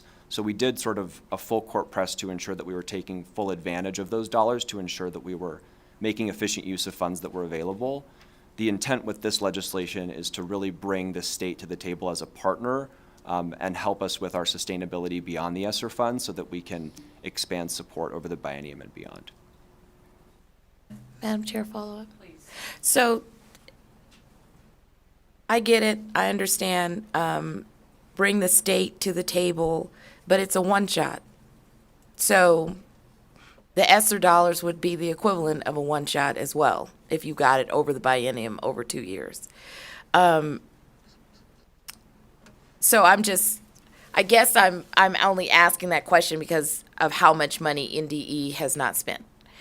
But I have a second question. So on the school budgets, the schools actually pay or give a portion of their dollars in order for you to participate on their campus. So how is that money used? Because I know on average, I don't know if it's different, but I know some of the schools in my district, they might have $60,000 that they take from their budget to then provide, so you can provide services to their students. How is that built into your budget? Thank you, Senator Neal. Kelly, would you like to start with that? Okay. Kelly Pearsall for the record. So we have a cost model that basically breaks down for one site coordinator for 1 year. That amount is primarily their salary, benefits, and the supervision and the data management. So that model, about 40% is paid by the school and 60% is paid by philanthropic dollars. So the school fees that are being paid are going towards a portion of that salary, basically. So when you think about it, it's primarily that. Thank you for that. And so, final question, Chair, is, so in the data that you presented, and I've seen the work that you guys have done, but can you talk a little bit about the academic gains? And I noticed that you have the interventions, but I think that was interesting to me is how are you doing this work knowing that in the urban courts that CCSD doesn't really have or is not fully implementing a framework for these students? So how are you dialing in, right? And then I know it's a school site, but to me it's an absence of CCSD influence.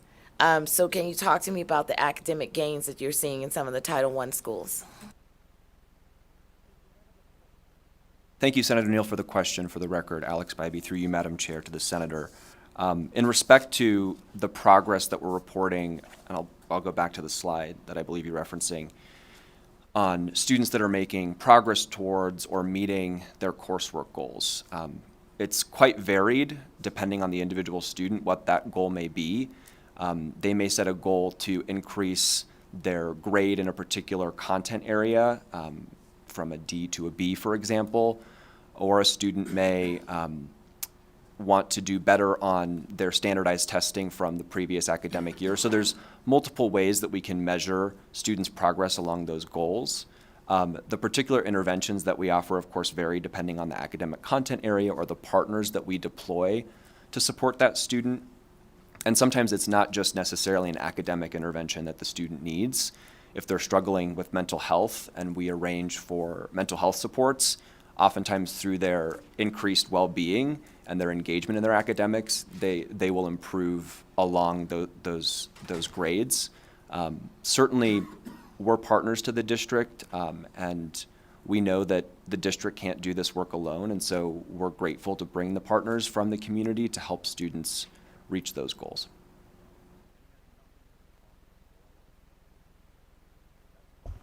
Thank you very much. And we'll go to Senator Titus.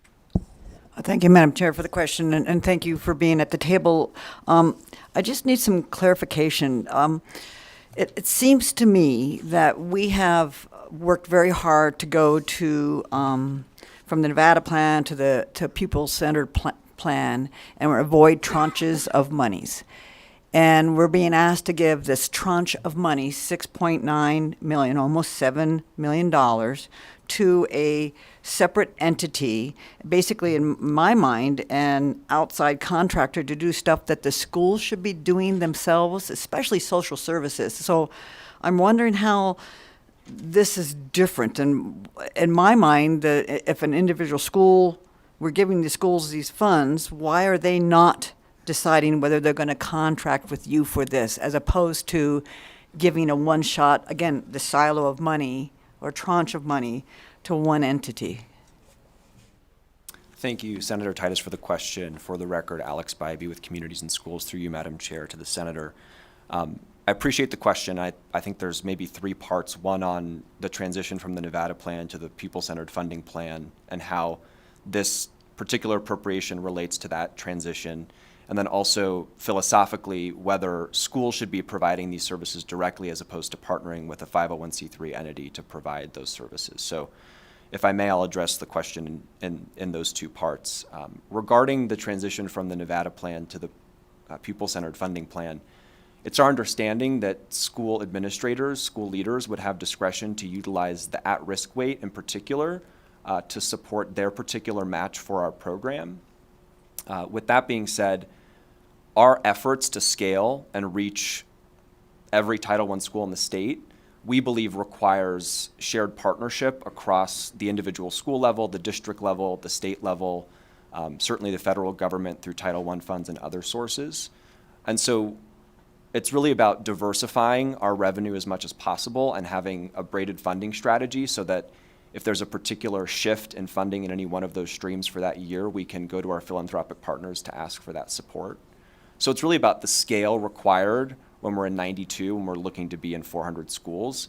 That's why we're looking for the state's support. And in particular in the rural districts that might need additional support to expand. So did that help answer your question, or do you have a follow-up?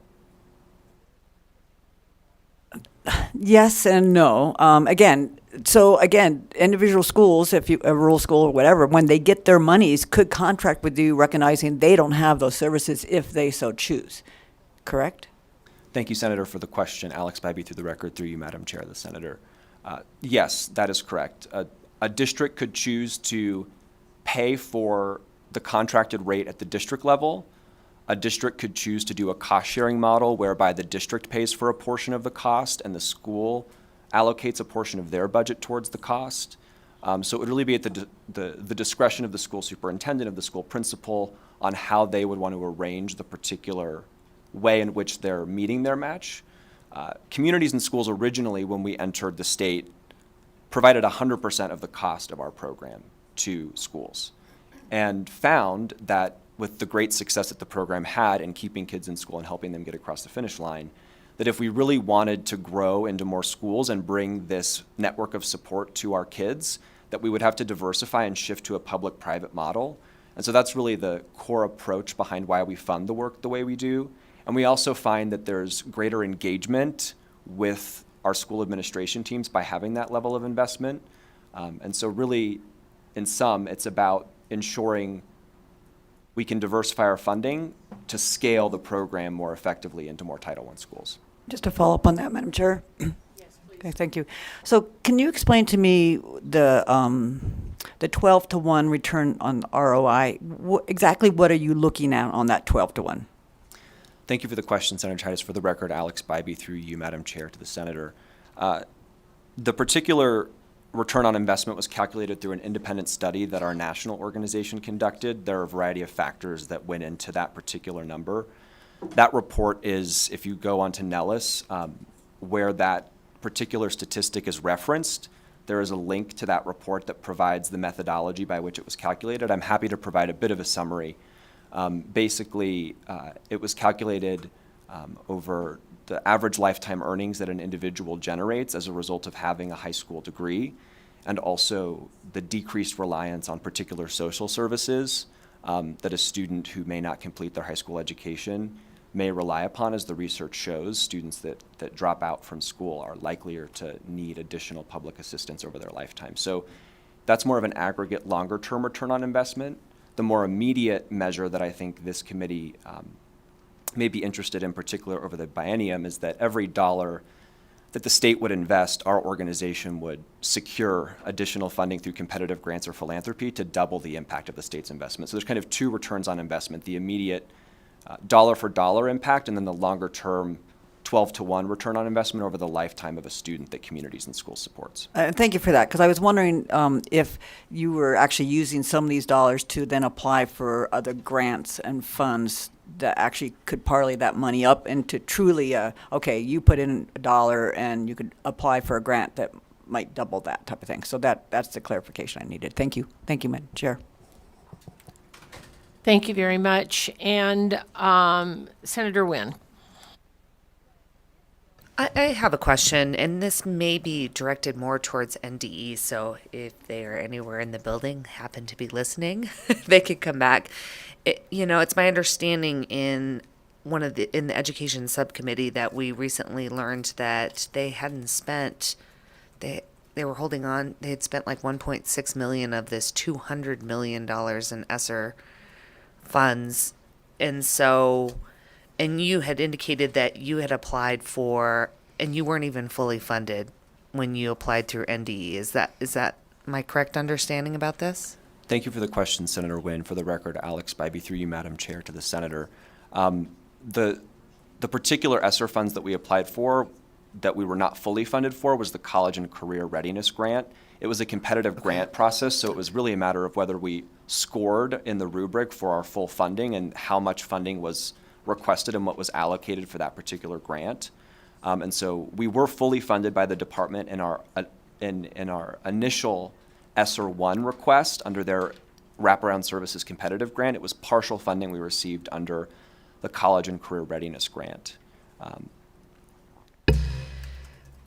And do you have the ability to reapply, for additional funds for that, not the college and readiness funds, but the other one? Thank you for the question, Senator. For the record, Alex Bybee with Communities and Schools, through you, Madam Chair, to the Senator. If the department so chose to have another competitive grant process whereby providers of wraparound services were eligible to apply, we would certainly pursue those funds. I would sort of go back to Senator Tyndas's question as well around sort of philosophically, what is the role of a school and a school budget to provide for kids and families? And I would contend that Communities and Schools is sort of addressing the broader health and human services and social services needs of our kids in an educational setting by co-locating those services. And so I suppose it's really at the pleasure of the legislature, of course, to determine the most effective use of funds for our program. We believe that it requires partners in addition to our school system to meet the increasing and ever diversifying needs of kids and families given the challenges that particularly our families living in poverty face in accessing services ranging from housing to the justice system to healthcare and beyond. It's our opinion that our education system can't address those issues alone. No, and I appreciate that. And, I agree that this doesn't fall solely on our schools. And even if we have a policy that fully funds all of these services, I think there's definitely a need for the services that our nonprofit and agencies can provide.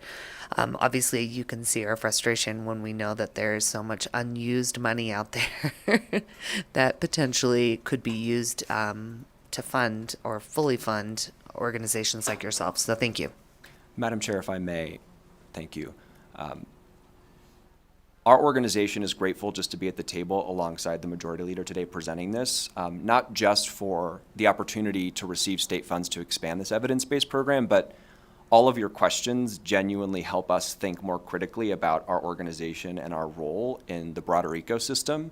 And so it is our hope that our conversations with members of this committee will continue. If we do receive this appropriation, these state funds, we welcome, obviously, the oversight, the accountability, and any suggestions that the legislature has for how we can be more effective stewards of funds and meeting the needs of students in your districts. Certainly, we serve many families and constituents in your districts. And so we welcome conversations around how we can be more effective in reaching funds that we may not even be aware are available and eligible for this use.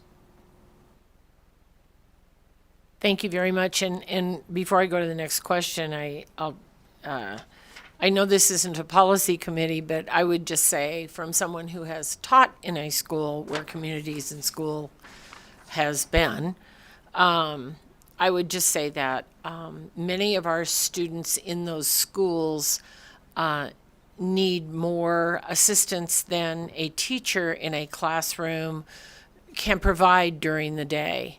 And so the additional supports are not only welcomed from the student's point of view and the family's point of view, but also from the teacher who may have, 5 or 6 kids in a school where I was at.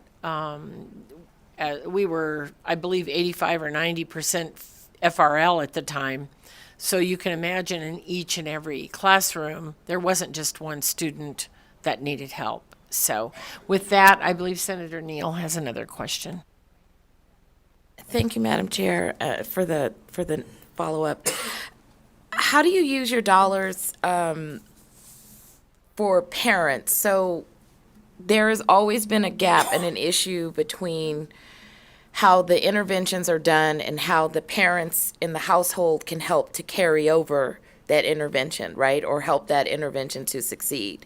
So how do you use your dollars in order to make that engagement work, teach the parent about the intervention that you have engaged in with their child so that it makes it full circle?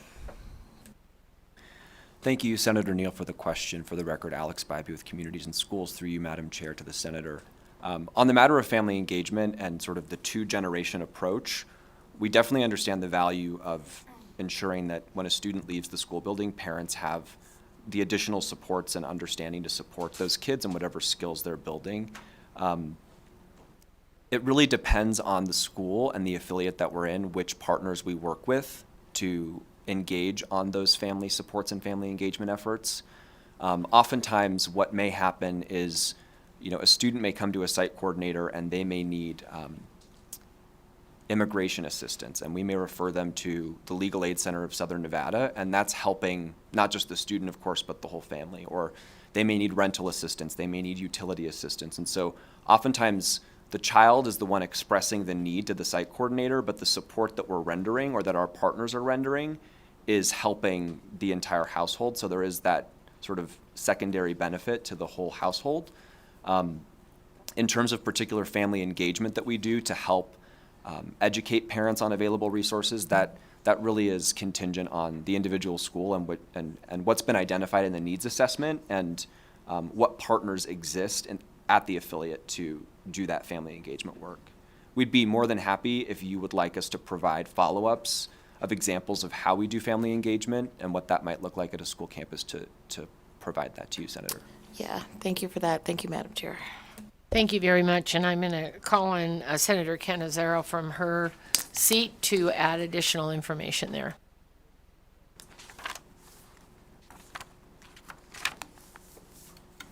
I don't know that I have any additional information on that piece, Madam Chair. Okay, thank you. I was looking across the dais at you. Any additional information from or questions from the committee? Okay, with that, we will go to support for Senate Bill 189. You can step back and we will call for anyone in the room. Madam Chair, I just Yes. have a procedural question for you. Sure. I have a letter of support from our founding chairperson that she requested be read into the record.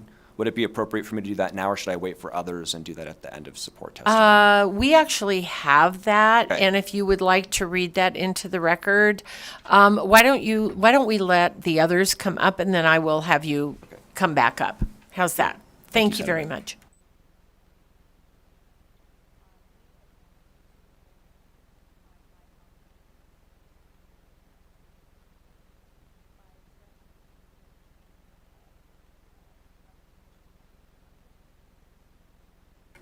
Good morning, Madam Chair, Committee.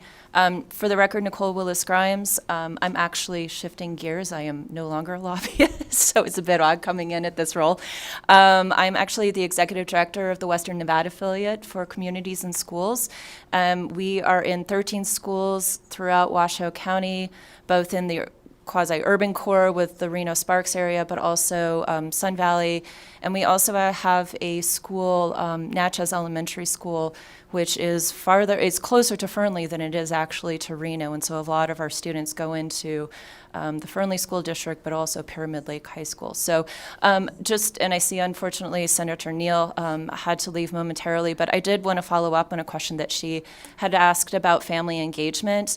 Since I'm coming from the affiliate level, just wanted to mention there's a lot of work that we do in collaboration with our schools, but not just the schools, but our community partners with our family outreach. For example, my affiliate has been closely in touch with the 4 Medicaid MCOs and helping provide additional information and being a partner in helping create opportunities for family engagement to learn more about their benefits, how they can utilize it. Obviously, navigating Medicaid is a daunting experience even for the most well-equipped people.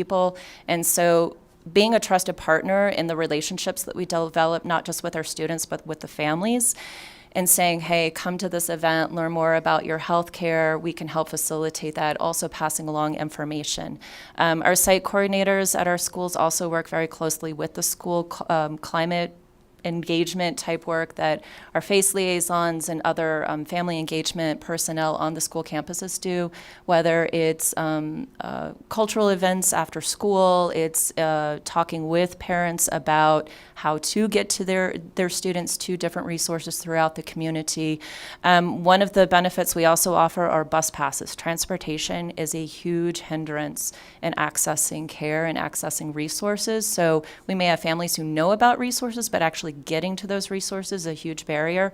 And so through our program and the funding that we receive, we actually can provide not just the student, but the whole family with bus passes and other types of transportation. So just wanted to make sure I could put some of that additional detail on the record, and obviously as the Executive Director for the Western Nevada affiliate, full-heartedly support this bill. Thank you. Thank you very much. Go ahead, please. Good morning, Madam Chair, members of the committee. Paul Marackin with the Vegas Chamber. First, Chamber would like to thank the Senate Majority Leader for bringing SB 189 forward. As many of you know, the Chamber supports programs throughout the state that help student achievement, and we view Communities in School as an integral community partner. They've done phenomenal work, and they are well respected, and they have done great achievements for our students throughout our state. So thank you, Madam Chair, for this opportunity. Thank you very much. Go ahead, please.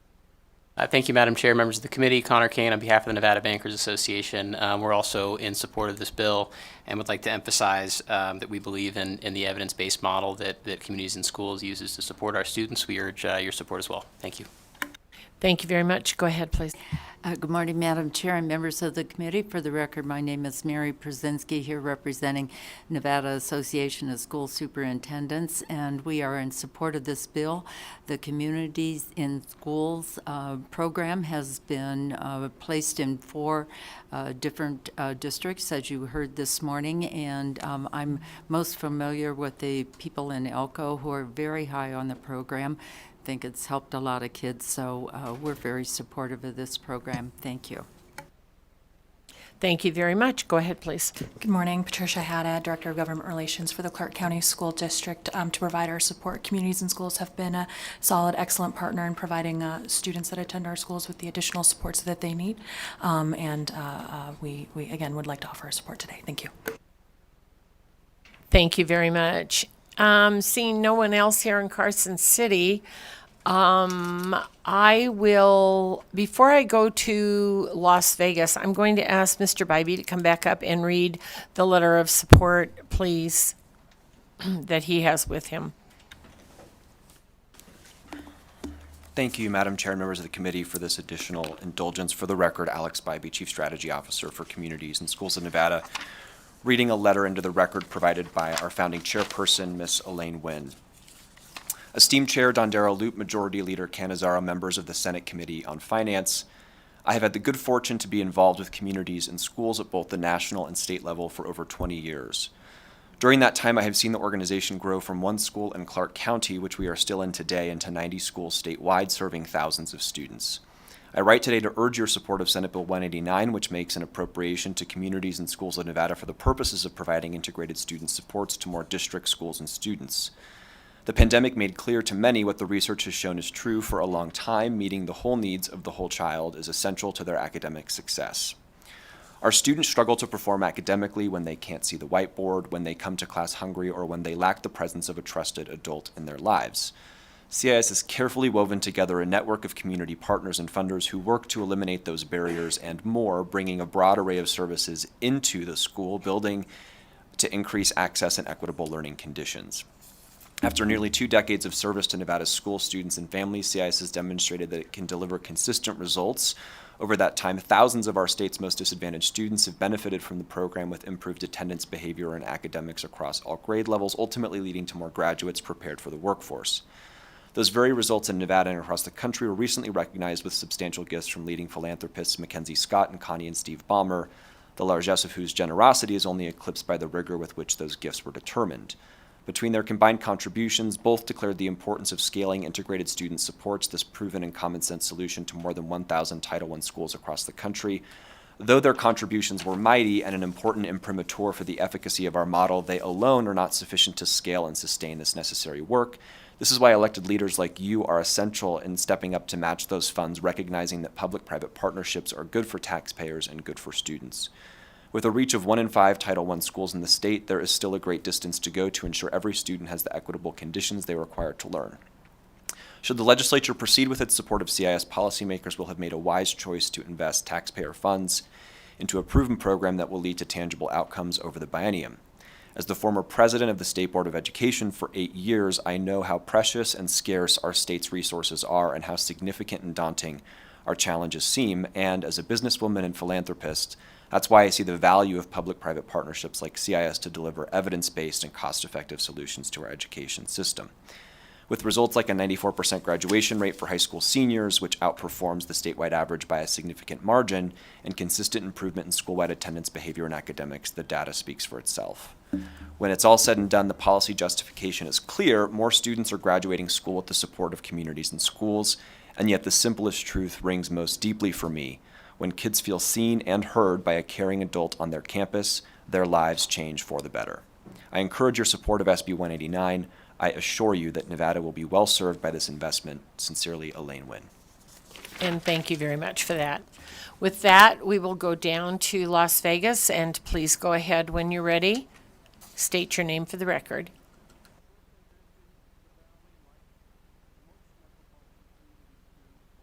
Joanna Duarte. Good morning, Madam Chair and members of the committee.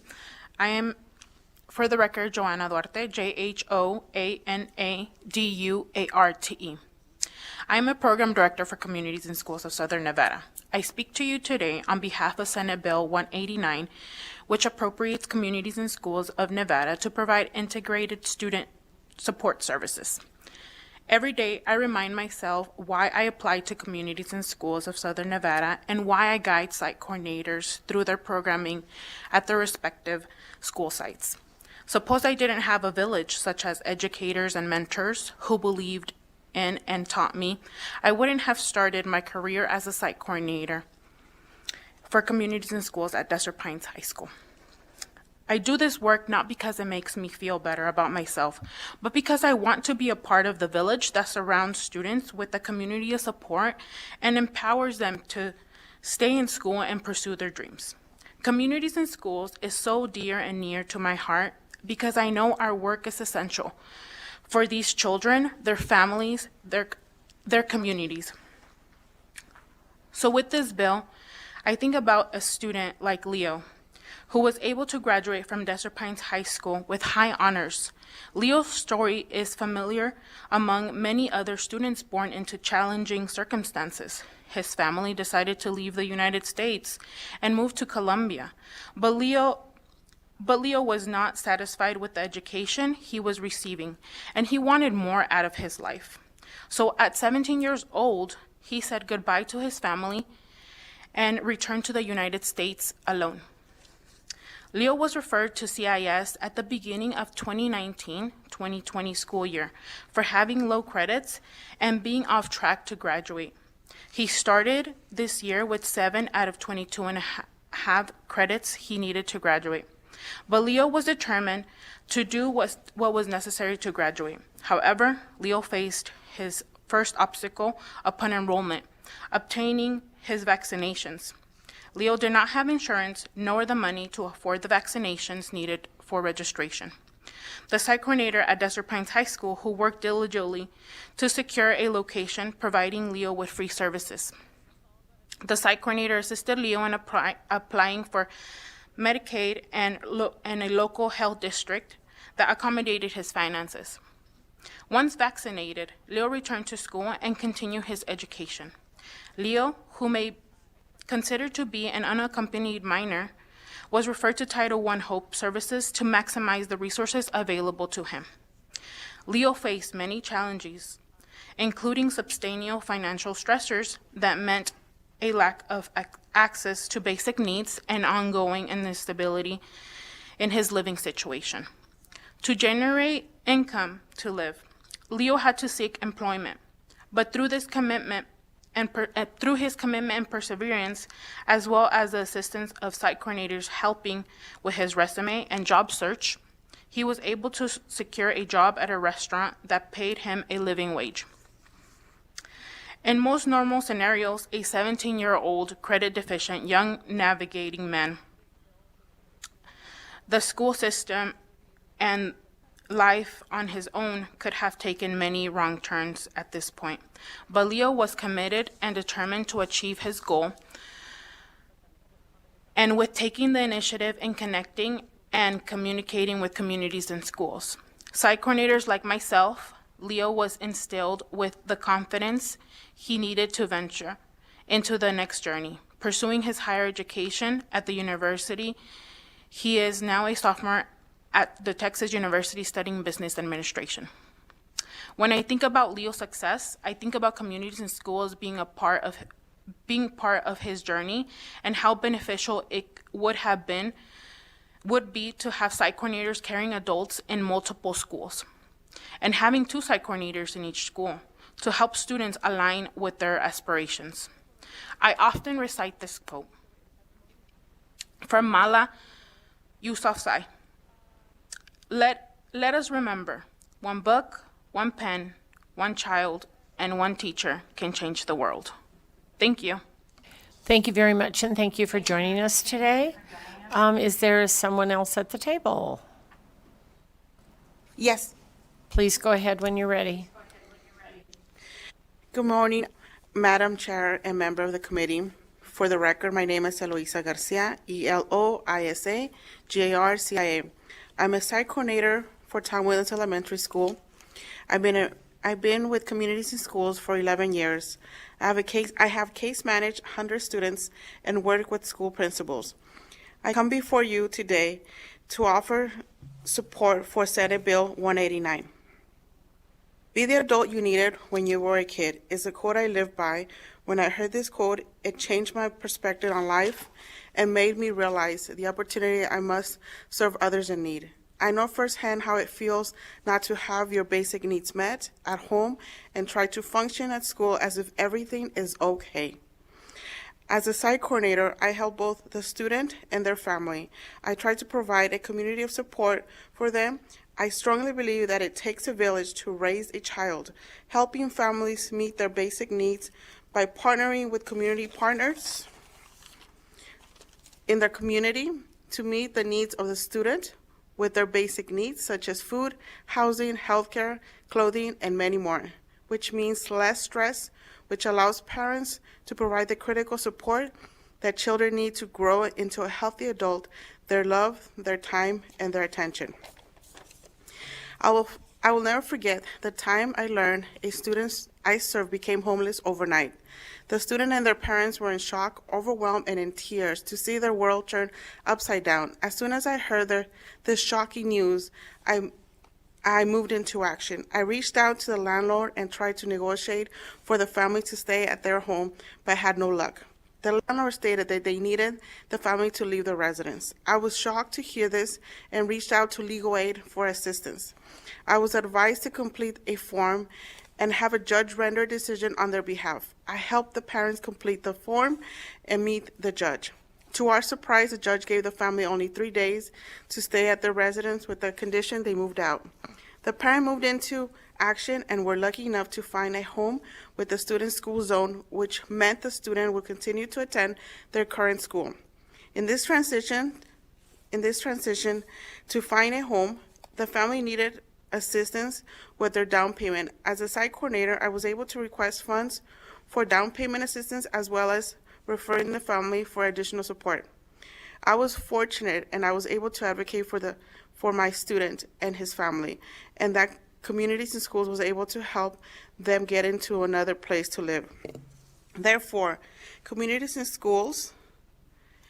having communities in schools makes a positive impact on students, parents, and teachers and school staff throughout the school year. Communities in Schools provides a community of support to empower students to achieve in life. Thank you. Thank you very much, and thanks you to both of you for what you do and for joining us today. And with that, I believe we will go to the lines. BPS, is there anyone in support on the lines?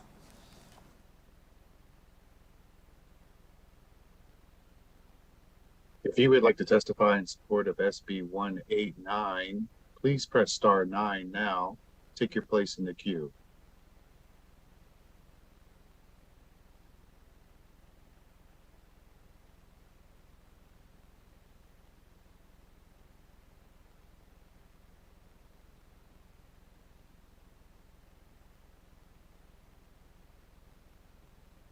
Good morning. My name is John Etzel, E-T-Z-E-L-L, Executive Director for Boys Town, Nevada.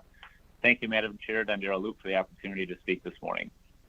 I am testifying in support of SB 189 as the work that Communities in Schools does around the state is definitely needed. CIS fills an important gap in education that highlights that schools cannot do everything for everyone. The work they are doing fits into the early intervention and prevention bucket to support the academic needs of students that they serve throughout this great state. As a similar organization that works in many of the same schools, Boys Town values the partnership that we have and are often referring students back and forth between our organizations to best support the student and the family. I appreciate the earlier questions from Senator Neal on the family engagement aspect of the work. CIS does a tremendous job of reaching out and partnering with many other nonprofits throughout the state to ensure that the students and the families' needs are being met. Boys Town appreciates the partnership that we have with CIS, and we support SB 189. Thank you. Thank you very much. Additional callers, BPS?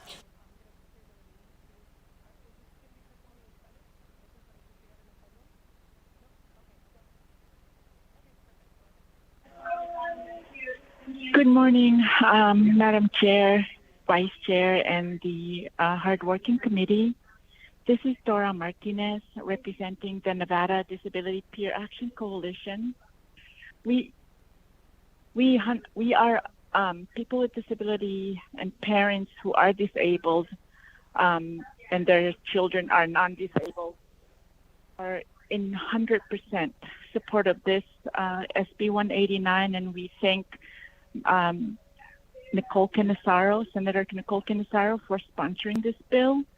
During the pandemic, a lot of us disabled family were really struggling, and we were having a difficult time finding adequate and proper assistance for us and our family. So we appreciate you, and thank you so much, and I hope this becomes a law. Thanks. Have a good day. Thank you very much. Additional callers, BPS?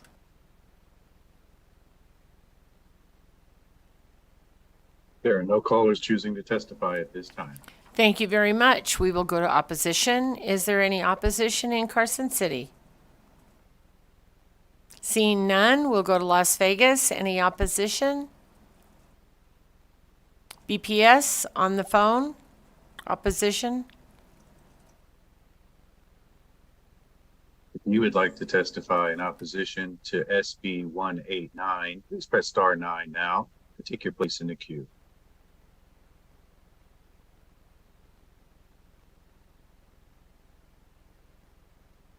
The public line is open and working. There are no callers at this time. Thank you very much. We'll go to neutral. Neutral in Carson City. Neutral in Las Vegas. Neutral on the phone, BPS, please. If you would like to testify in neutral for SB 189, please press star 9 now to take your place in the queue.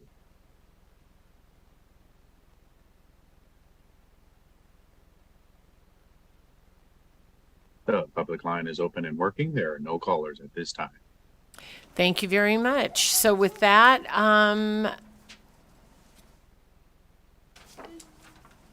do we have any closing comments?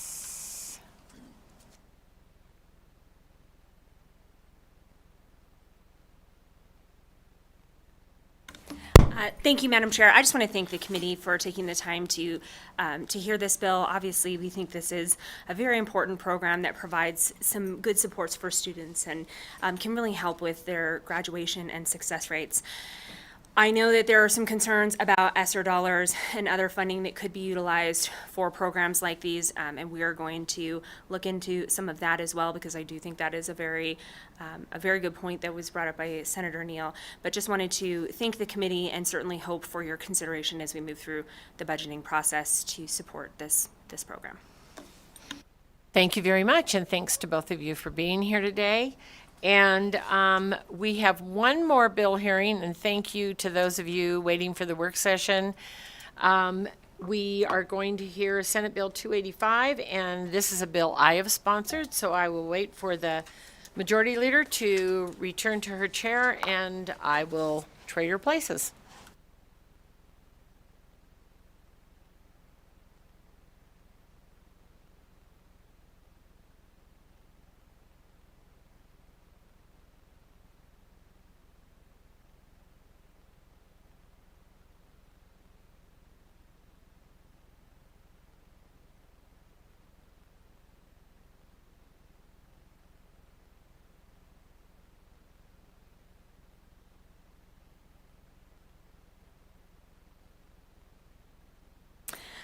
Okay, we will open the hearing on Senate Bill 285 and welcome our chair, Senator Dondero Loop, to the committee to present the bill. And Madam Chair, whenever you are ready. Thank you so much, and good morning. I think we're still morning. Vice Chair Canizero and members of the Senate Committee on Finance. My name is Marilyn Dondero Loop, and I represent Senate District 8 in Clark County, and I'm happy to be here to introduce Senate Bill 285. This bill makes an appropriation to the Nevada Center for Civic Engagement to support civic education programs such as We the People, the Citizen and the Constitution program in Nevada's elementary, middle, and high schools. The Nevada Center for Civic Education opens the door to democracy by providing support to teachers, empowering students, and engaging the community for a more educated Nevada. Most notably, the center provides the We the People, the Citizen and Constitution program with funding, which promotes civic competency and responsibility among the Nevada students. We the People complements the standard curriculum by providing an innovative course of instruction on the history and the principles of the United States Constitution and democracy. Participants of We the People score higher on tests of civic knowledge and disposition. This means that students will be more civically engaged, more politically attentive and tolerant, and more likely to be involved in their communities. And as we listen to all these programs that we have heard today that are involved in our schools, I think it's important to know that we have options not only for our students to be involved in, but we reach them in very different ways, whether it's gardens or civic engagement. This bill makes an appropriation of $250,000 in the fiscal year 23-24 and $250,000 in the fiscal year 24-25 to the Nevada Center for Civic Engagement for the purpose of supporting civic education programs across the state for students and adult programs. The legislature has made a similar appropriation for the past 3 legislative sessions for programming for students. This measure has added in additional funding so that the center could expand their civics programs to our adult population. Upon acceptance of this money, the center agrees to prepare an annual report describing each expenditure made to be delivered to the Interim Finance Committee. Upon request of the Legislative Commission, the center shall make available any of the accounts, books, claims, reports, vouchers, and other records available to the legislative auditor. At this time, I would like to turn the microphone over to Mr. Shane Piccinini of the Nevada Center for Civic Engagement. After his remarks, we are happy to answer any questions you may have. Thank you so much, Senator. For the record, Shane Piccinini, S-H-A-N-E, P-I-C-C-I-N-I-N-I. I am a co-president of the Nevada Center for Civic Engagement. I believe that Sandra Cosgrove, our Southern Nevada co-president, is available as well. And I just wanted to thank you for hearing us today. Just as a little bit of a refresher on who we are and what our mission is, the programs that we support, we have been doing since the bicentennial of the Constitution, dating way, way back into 1987 under several different funding models. Our mission is to open the door to democracy by supporting teachers, empowering students, and engaging the community for a more educated Nevada. Over the last 2 years, we've supported just over 60 teachers. We've impacted 7,000 students, and we've had over 100 community members engaged in our programs as judges, participants, and learners. Here is a list of the programs that we currently are supporting. Obviously, We the People and the Citizen and the Constitution. National History Day in Nevada. Project Citizen, which is teaching students and adults how to influence public policy. And then we do Law Day. The pandemic really brought new opportunities for us to be able to present these programs in Nevada schools and in our communities. And we finally have figured out the best way to present our work in a true hybrid manner where we've got in-person and remote opportunities for students and people to participate. What we are really excited about when it comes to working with our adult learners is that we have got a program called Ask the Expert that we host once a month during the academic year, where we talk about everything from the clarity of Lake Tahoe to Women's History Month to the history of gaming in Nevada. I mean, all of the programs are on our website, but we really do dig into the history of Nevada and how people can engage. And then also we've started a podcast. And then finally, as far as like developing opportunities for adult learners, we're also developing platforms that would allow people to do some online learning.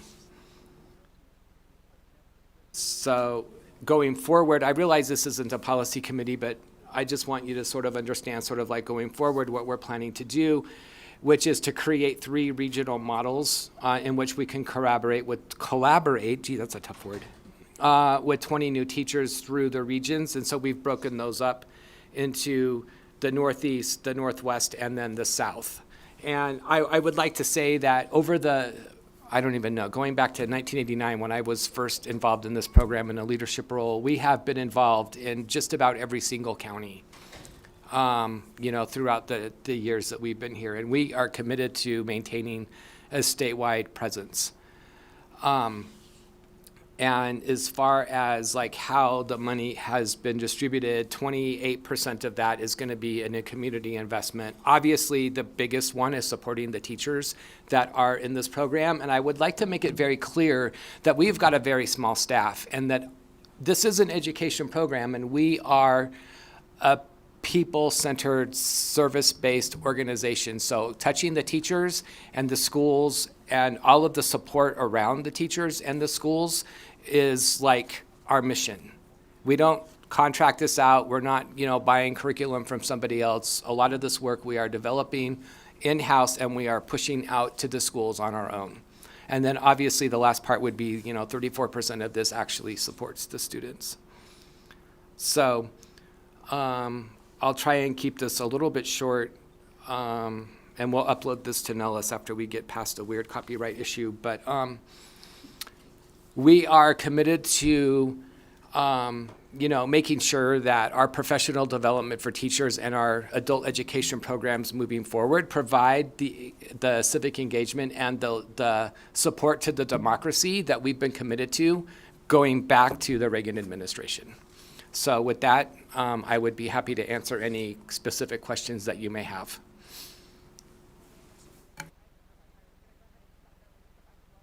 Great, thank you. Members of the committee, questions?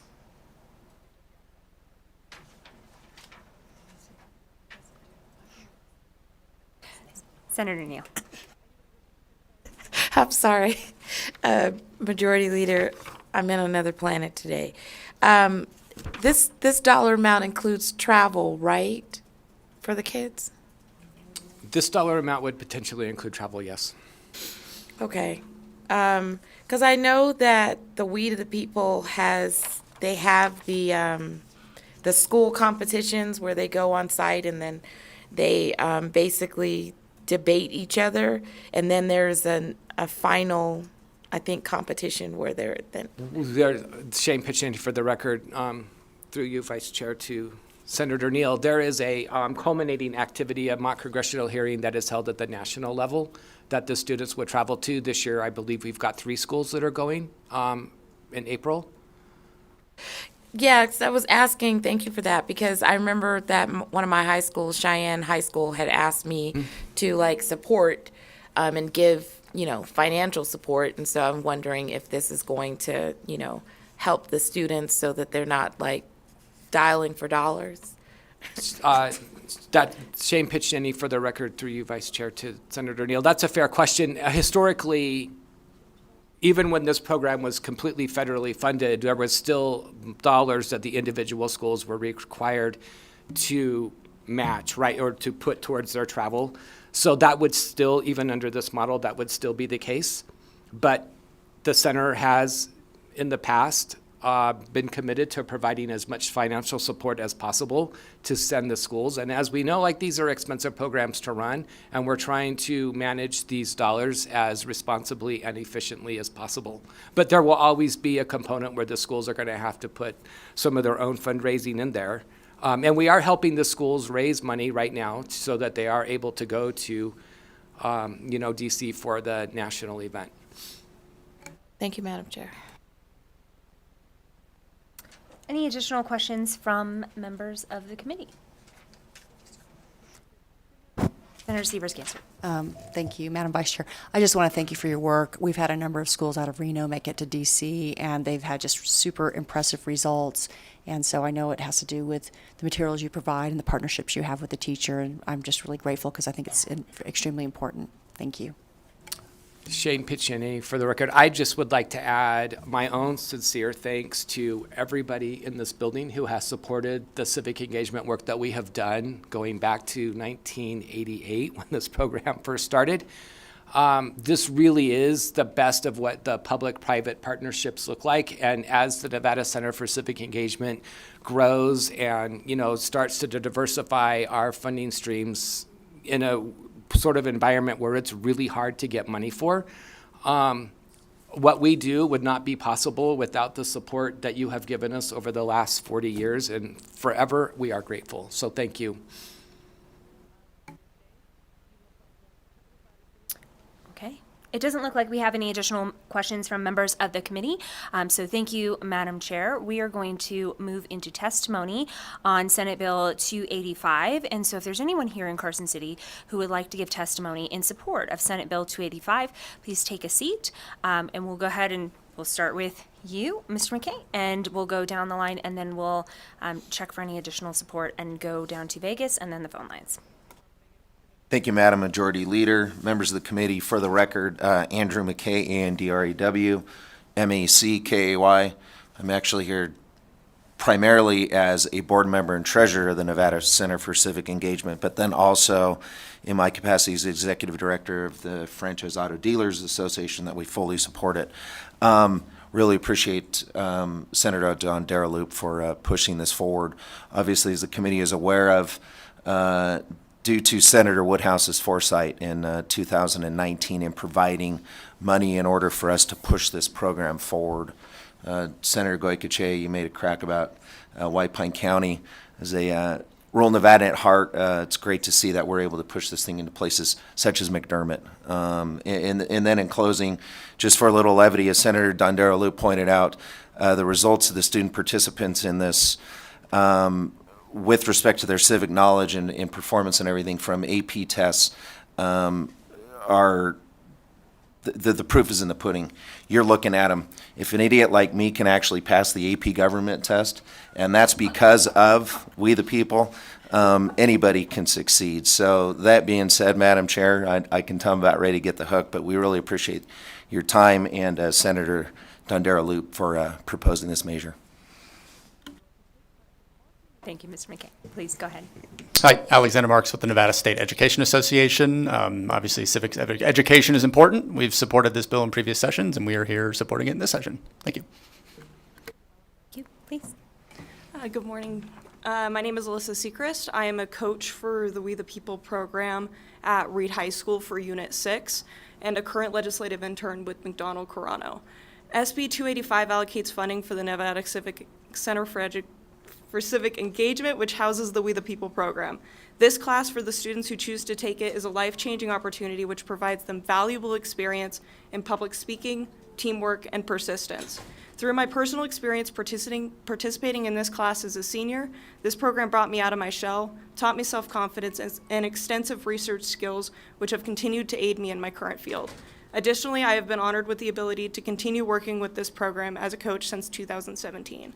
Through the teachings of our founding documents, such as the Constitution and the Declaration of Independence, and the wisdoms of political philosophers such as Hobbes and Locke, these students are not only taught how to understand American democracy and civics, but how to effectively interact with it. By supporting this program, you are supporting a brighter future for these generations, as well as the health of our democracy. There is no time like the present to protect the future of our democracy. Please support SB 285. Thank you. Please go ahead. Good morning, Madam Majority Leader, and for the record, Paul Maracton with the Vegas Chamber. The Chamber is also in support of SB 285 for all the reasons you've heard. We think civic engagement is an exceptionally important part of our culture here in Nevada, and allows these students to have a better understanding of how Nevada works and our federal government works, and we appreciate the bill sponsor for bringing it forward. Thank you very much. Thank you, Madam Chair and members of the committee. For the record, my name is Mary Prusensky, here representing Nevada Association of School Superintendents, and we are in support of this bill and the programs that it sponsors. Thank you. Great, thank you. Anyone else here in Carson City wishing to give testimony in support? Okay, we will move down to Las Vegas. It looks like we have got one person at the dais there, so please feel free to hit that microphone button and begin when you're ready. Thank you. Good morning. My name is Dr. Sondra Cosgrove, SONDRA-COSGROVE. I'm a history professor at the College of Southern Nevada and the co-president of the Nevada Center for Civic Engagement. I'm in support of SB 285 and thank the senators for bringing the bill. I give my time and effort to this organization because students who participate in the programs like We the People come to my college classes college ready. These students know how to meet due dates, they follow instructions, they persevere, they know how to do presentations. Any challenge you put in front of them, they say, I can do it. Yes, these students will also learn about the Federalist Papers and how the Constitution has been amended over years and why we have to struggle sometimes to resolve important issues related to anything as important as the First Amendment or the right to privacy. But the number one thing I want you to understand, and the reason I spend so much time with this program, the students who participate in We the People and these other Nevada Center for Civic Engagement programs come to my classes college ready. Thank you very much. Please support SB 285. Great, thank you. I don't see anyone else down in Las Vegas, so we will move to the phone lines. BPS, if there's anyone who wishes to testify in support of Senate Bill 285, we'll hear from them next. If you would like to testify in support of SB 285, please press star 9 now to take your place in the queue.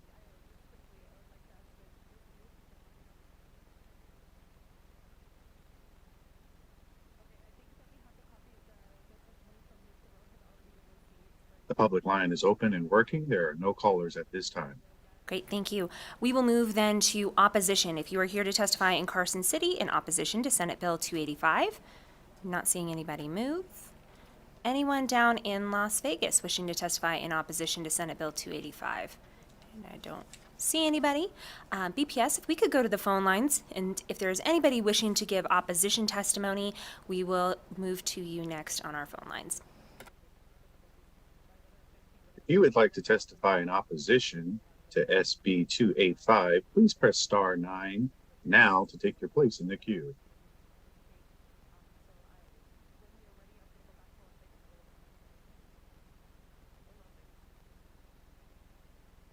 The public line is open and working. There are no callers at this time. Great, thank you. We will move finally to neutral testimony. If you are here in Carson City and would like to give neutral testimony on Senate Bill 285, no one's moving. Down in Las Vegas, I don't see anyone in the room for neutral testimony. So we will finish up with the phone lines. Anyone wishing to give neutral testimony on Senate Bill 285? If you would like to testify neutral for SB 285, please press star 9 now to take your place in the queue.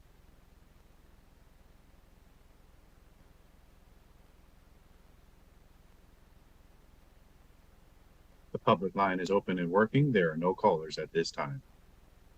Okay, great, thank you. That will give us then the opportunity to close testimony on Senate Bill 285. I would invite you, Madam Chair, if you have any additional closing remarks on Senate Bill 285, when you're ready.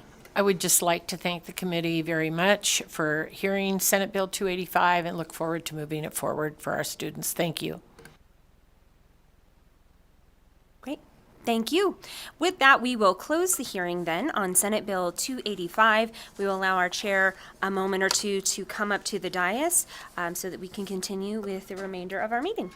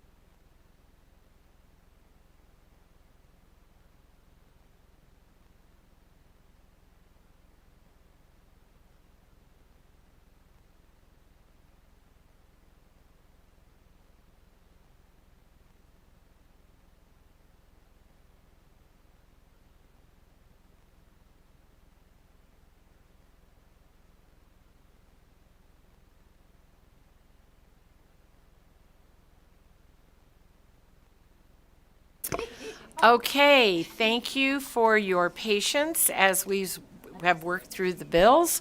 And we'll begin the work session. We'll open that on Assembly Bill 268, which was heard last week. And Mr. Thorley, would you please provide the committee with a brief overview of Assembly Bill 268 and a summary of the bill hearing that we heard? Thank you, Madam Chair. Wayne Thorley for the record, LCB Fiscal Analysis Division. Assembly Bill 268, first reprint, was heard last week in Senate Finance on March 22nd. It was presented by Ben Kiekeffer, Chief of Staff for Governor Lombardo, and Amy Stevenson, Director of the Governor's Finance Office. Acting Chancellor Dale Urquiaga also provided testimony on the bill. The bill, in its current form, first reprint, makes an appropriation of little under $21 million for the payment of retention incentives to executive branch employees, except those NC professional positions and positions that are funded by budgets that aren't included in the executive budget, or those positions that are considered temporary, intermittent, or seasonal. The bill would also provide the funding for the judicial branch of government to provide $500 bonuses.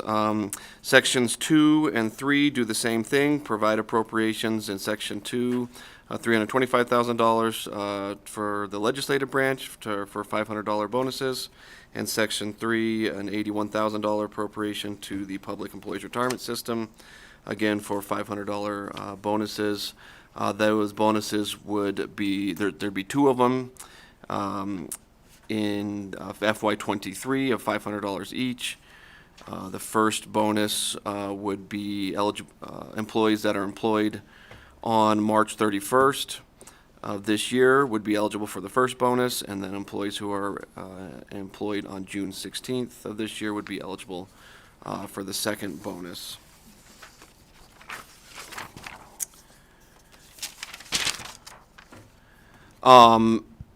There were 21 individuals who provided testimony and support on the bill. I won't go through them all. This included Secretary of State Aguilar, AFSCME and several AFSCME members, the Vegas Chamber, several state employees. There were 5 individuals who provided testimony in opposition to the bill as currently written in the first reprint. That includes the Nevada Faculty Alliance, a couple UNR faculty members, and the College of Southern Nevada Faculty Senate. There was no testimony presented at neutral. There were no amendments presented when the bill was heard. Thank you, Madam Chair. Thank you very much. And I believe that Senator Canizaro has a comment, and then we'll ask for questions. Thank you, Madam Chair. I want to sort of address, obviously, one of the issues that we've been discussing in and around Assembly Bill 268 has to do with NC professional staff. And I want to first start off, and I would like, hopefully, for everyone to hear, those of us on the committee, and certainly myself, very loud and clearly, that there is not an animus towards NC professional staff, that we absolutely appreciate the work that you do. I think several of us have at least expressed those that appreciation in those comments. And so to the extent that we were still in the process of trying to figure out how it is that we provide for retention bonuses for NC professional staff, certainly should not be taken as a slight at those staff who educate our students and those professionals who are working in our university and college systems. You do important work that prepares our Nevada graduates for future careers and for the rest of their lives, and for that we are very grateful. I think one of the things about this committee, though, is that we do have to, when we are looking at a piece of legislation, be able to fund it appropriately. And one of the things about this particular bill, and with the request for $20 million, which was what was recommended by the governor's office for retention bonuses for executive branch employees, that was also somehow to include these NC professional staff, was that the numbers on that were not adding up to cover those NC professional staff. I think that was exacerbated by then differing numbers of what qualifies as a professional staff member, who would qualify within NSHE for those particular bonuses, and the idea that there is also a proposal for additional retention bonuses over the course of the biennium, which this committee has not heard yet. We are in the process of going through our budgeting for this next biennium, but understanding that if we are to award retention bonuses, we are going to have that discussion again. In the next biennium, those retention bonuses are slated to be double what we're seeing for this fiscal year in each of the years. And so it's not a matter of, is there, I still am struggling with potentially $3 million, potentially more, for this biennium to pay retention bonuses, but then as that sort of multiplies over the biennium, it becomes closer to a $20 million figure that is not accounted for in the budget, and for which we have not received budget amendments or suggestions for how to pay for that for the entirety of the biennium. This is also an assembly bill, and we also are recognizing that we want to do something soon for state employees for retention bonuses. So this bill is moving faster than some other bills in this building so that we can get that done in time for that to be paid this fiscal year. So those conversations, and I appreciate the dialogue this committee was allowed to have on this bill the other night when we heard it. But because of that, obviously there were still, I think, a lot of questions about how exactly to accomplish these retention bonuses for NSHE employees. That did not make it as part of the bill as it came over to us from the Assembly, but which there were very much still ongoing discussions. And I think that that's a point that I think has been overlooked, that somehow there was just an attempt to isolate a particular group of individuals without further discussion, and that was not the case. But in order to keep this bill moving, we now have it in the Senate. I think after some very lengthy discussions about the employee group that we've been discussing within NSHE for those professional staff, that there should be some money accounted for in that, understanding that if we are to have this discussion about retention bonuses, we have to also think about the impact in the biennium, which is more than whatever it is that this bill would allot. I think that that is also an important point, because I feel as though some of the conversation was, we can absolutely afford this, it's just $3 million or $4 million or somewhere in that vicinity.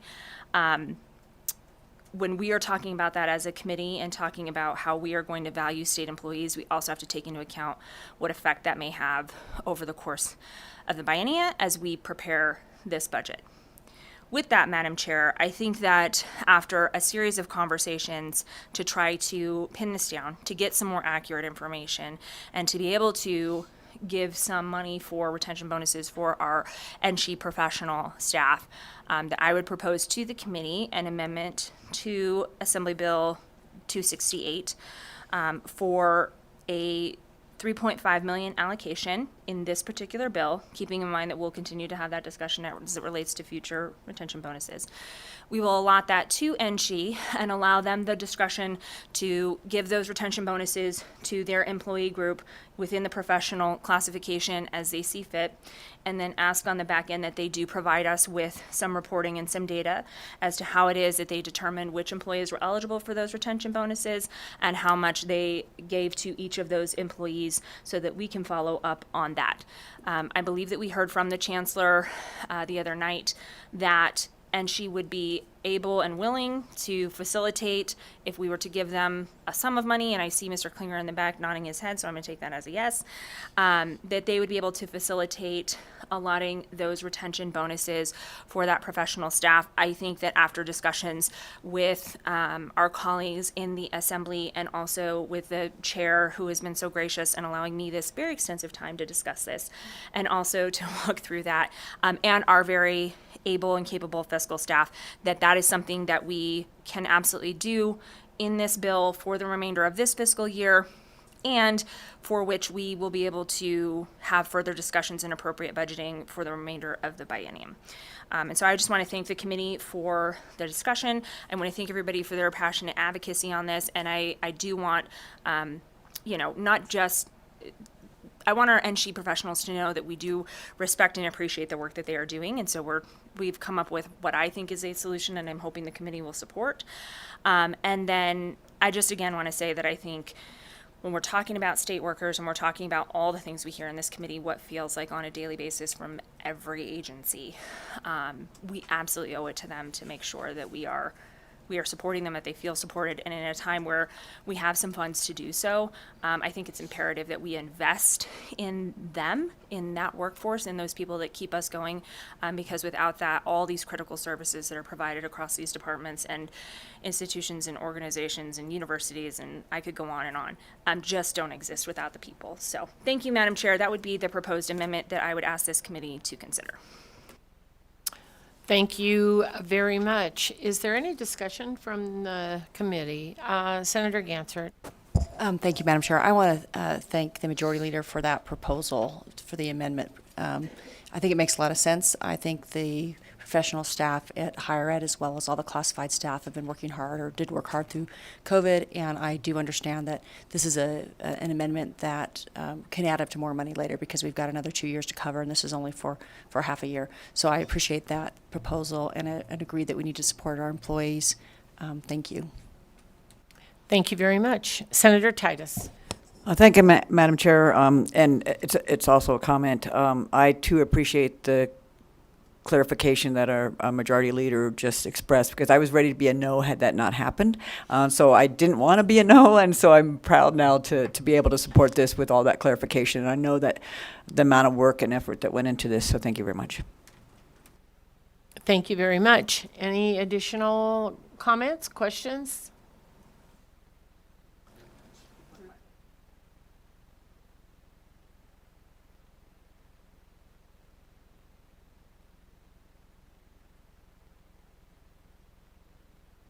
I'm going to ask Mr. Thorley to summarize the amendment, and then we will take a vote. Thank you, Madam Chair. Wayne Thorley for the record, LCB Fiscal Analysis Division. And Senator Canizaro, please correct me if I didn't get the details right.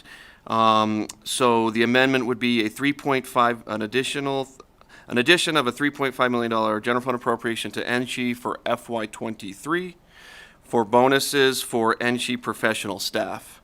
NSHE would come up with the details of the bonus program and report back to the Interim Finance Committee after the close of FY23.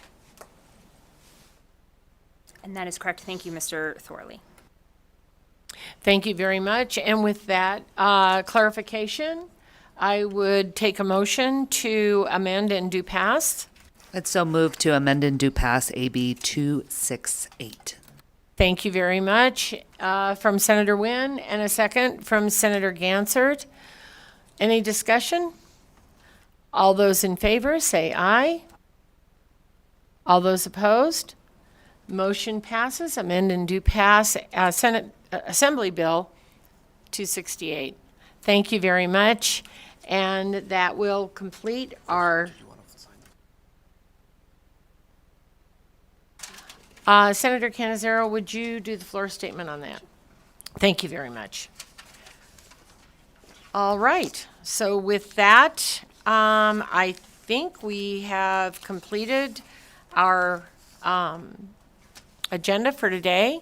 So the last piece on there is public comment. And I will again start here in Carson City. Welcome, Dr. Irvin. Kent Irvin, KENT-ERVN, Nevada Faculty Alliance. We work to empower our members to be fully engaged in our mission to help students succeed.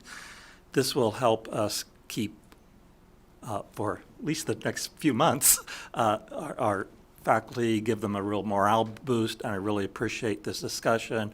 I appreciate the efforts that went in from various sides to figure out numbers and do that, and we will certainly be in support of this bill as amended as it goes forward over to the Assembly. And I appreciate the comments of the Majority Leader about professional staff at NSHE. Thank you. Thank you very much. Seeing no additional support here in Carson City, we'll go to Las Vegas. I don't see anyone in the room in Las Vegas. Is there anyone on the line, BPS?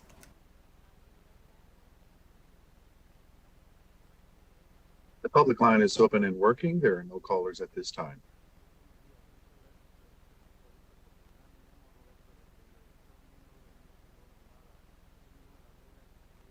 Thank you very much. We will go to opposition here in Carson City. Sorry. My brain just reversed. Any public comment? No public comment, BPS? Thank you very much. And with that, we will complete our business for today, and thank you all for being so patient, and have a good rest of the day. This meeting is adjourned.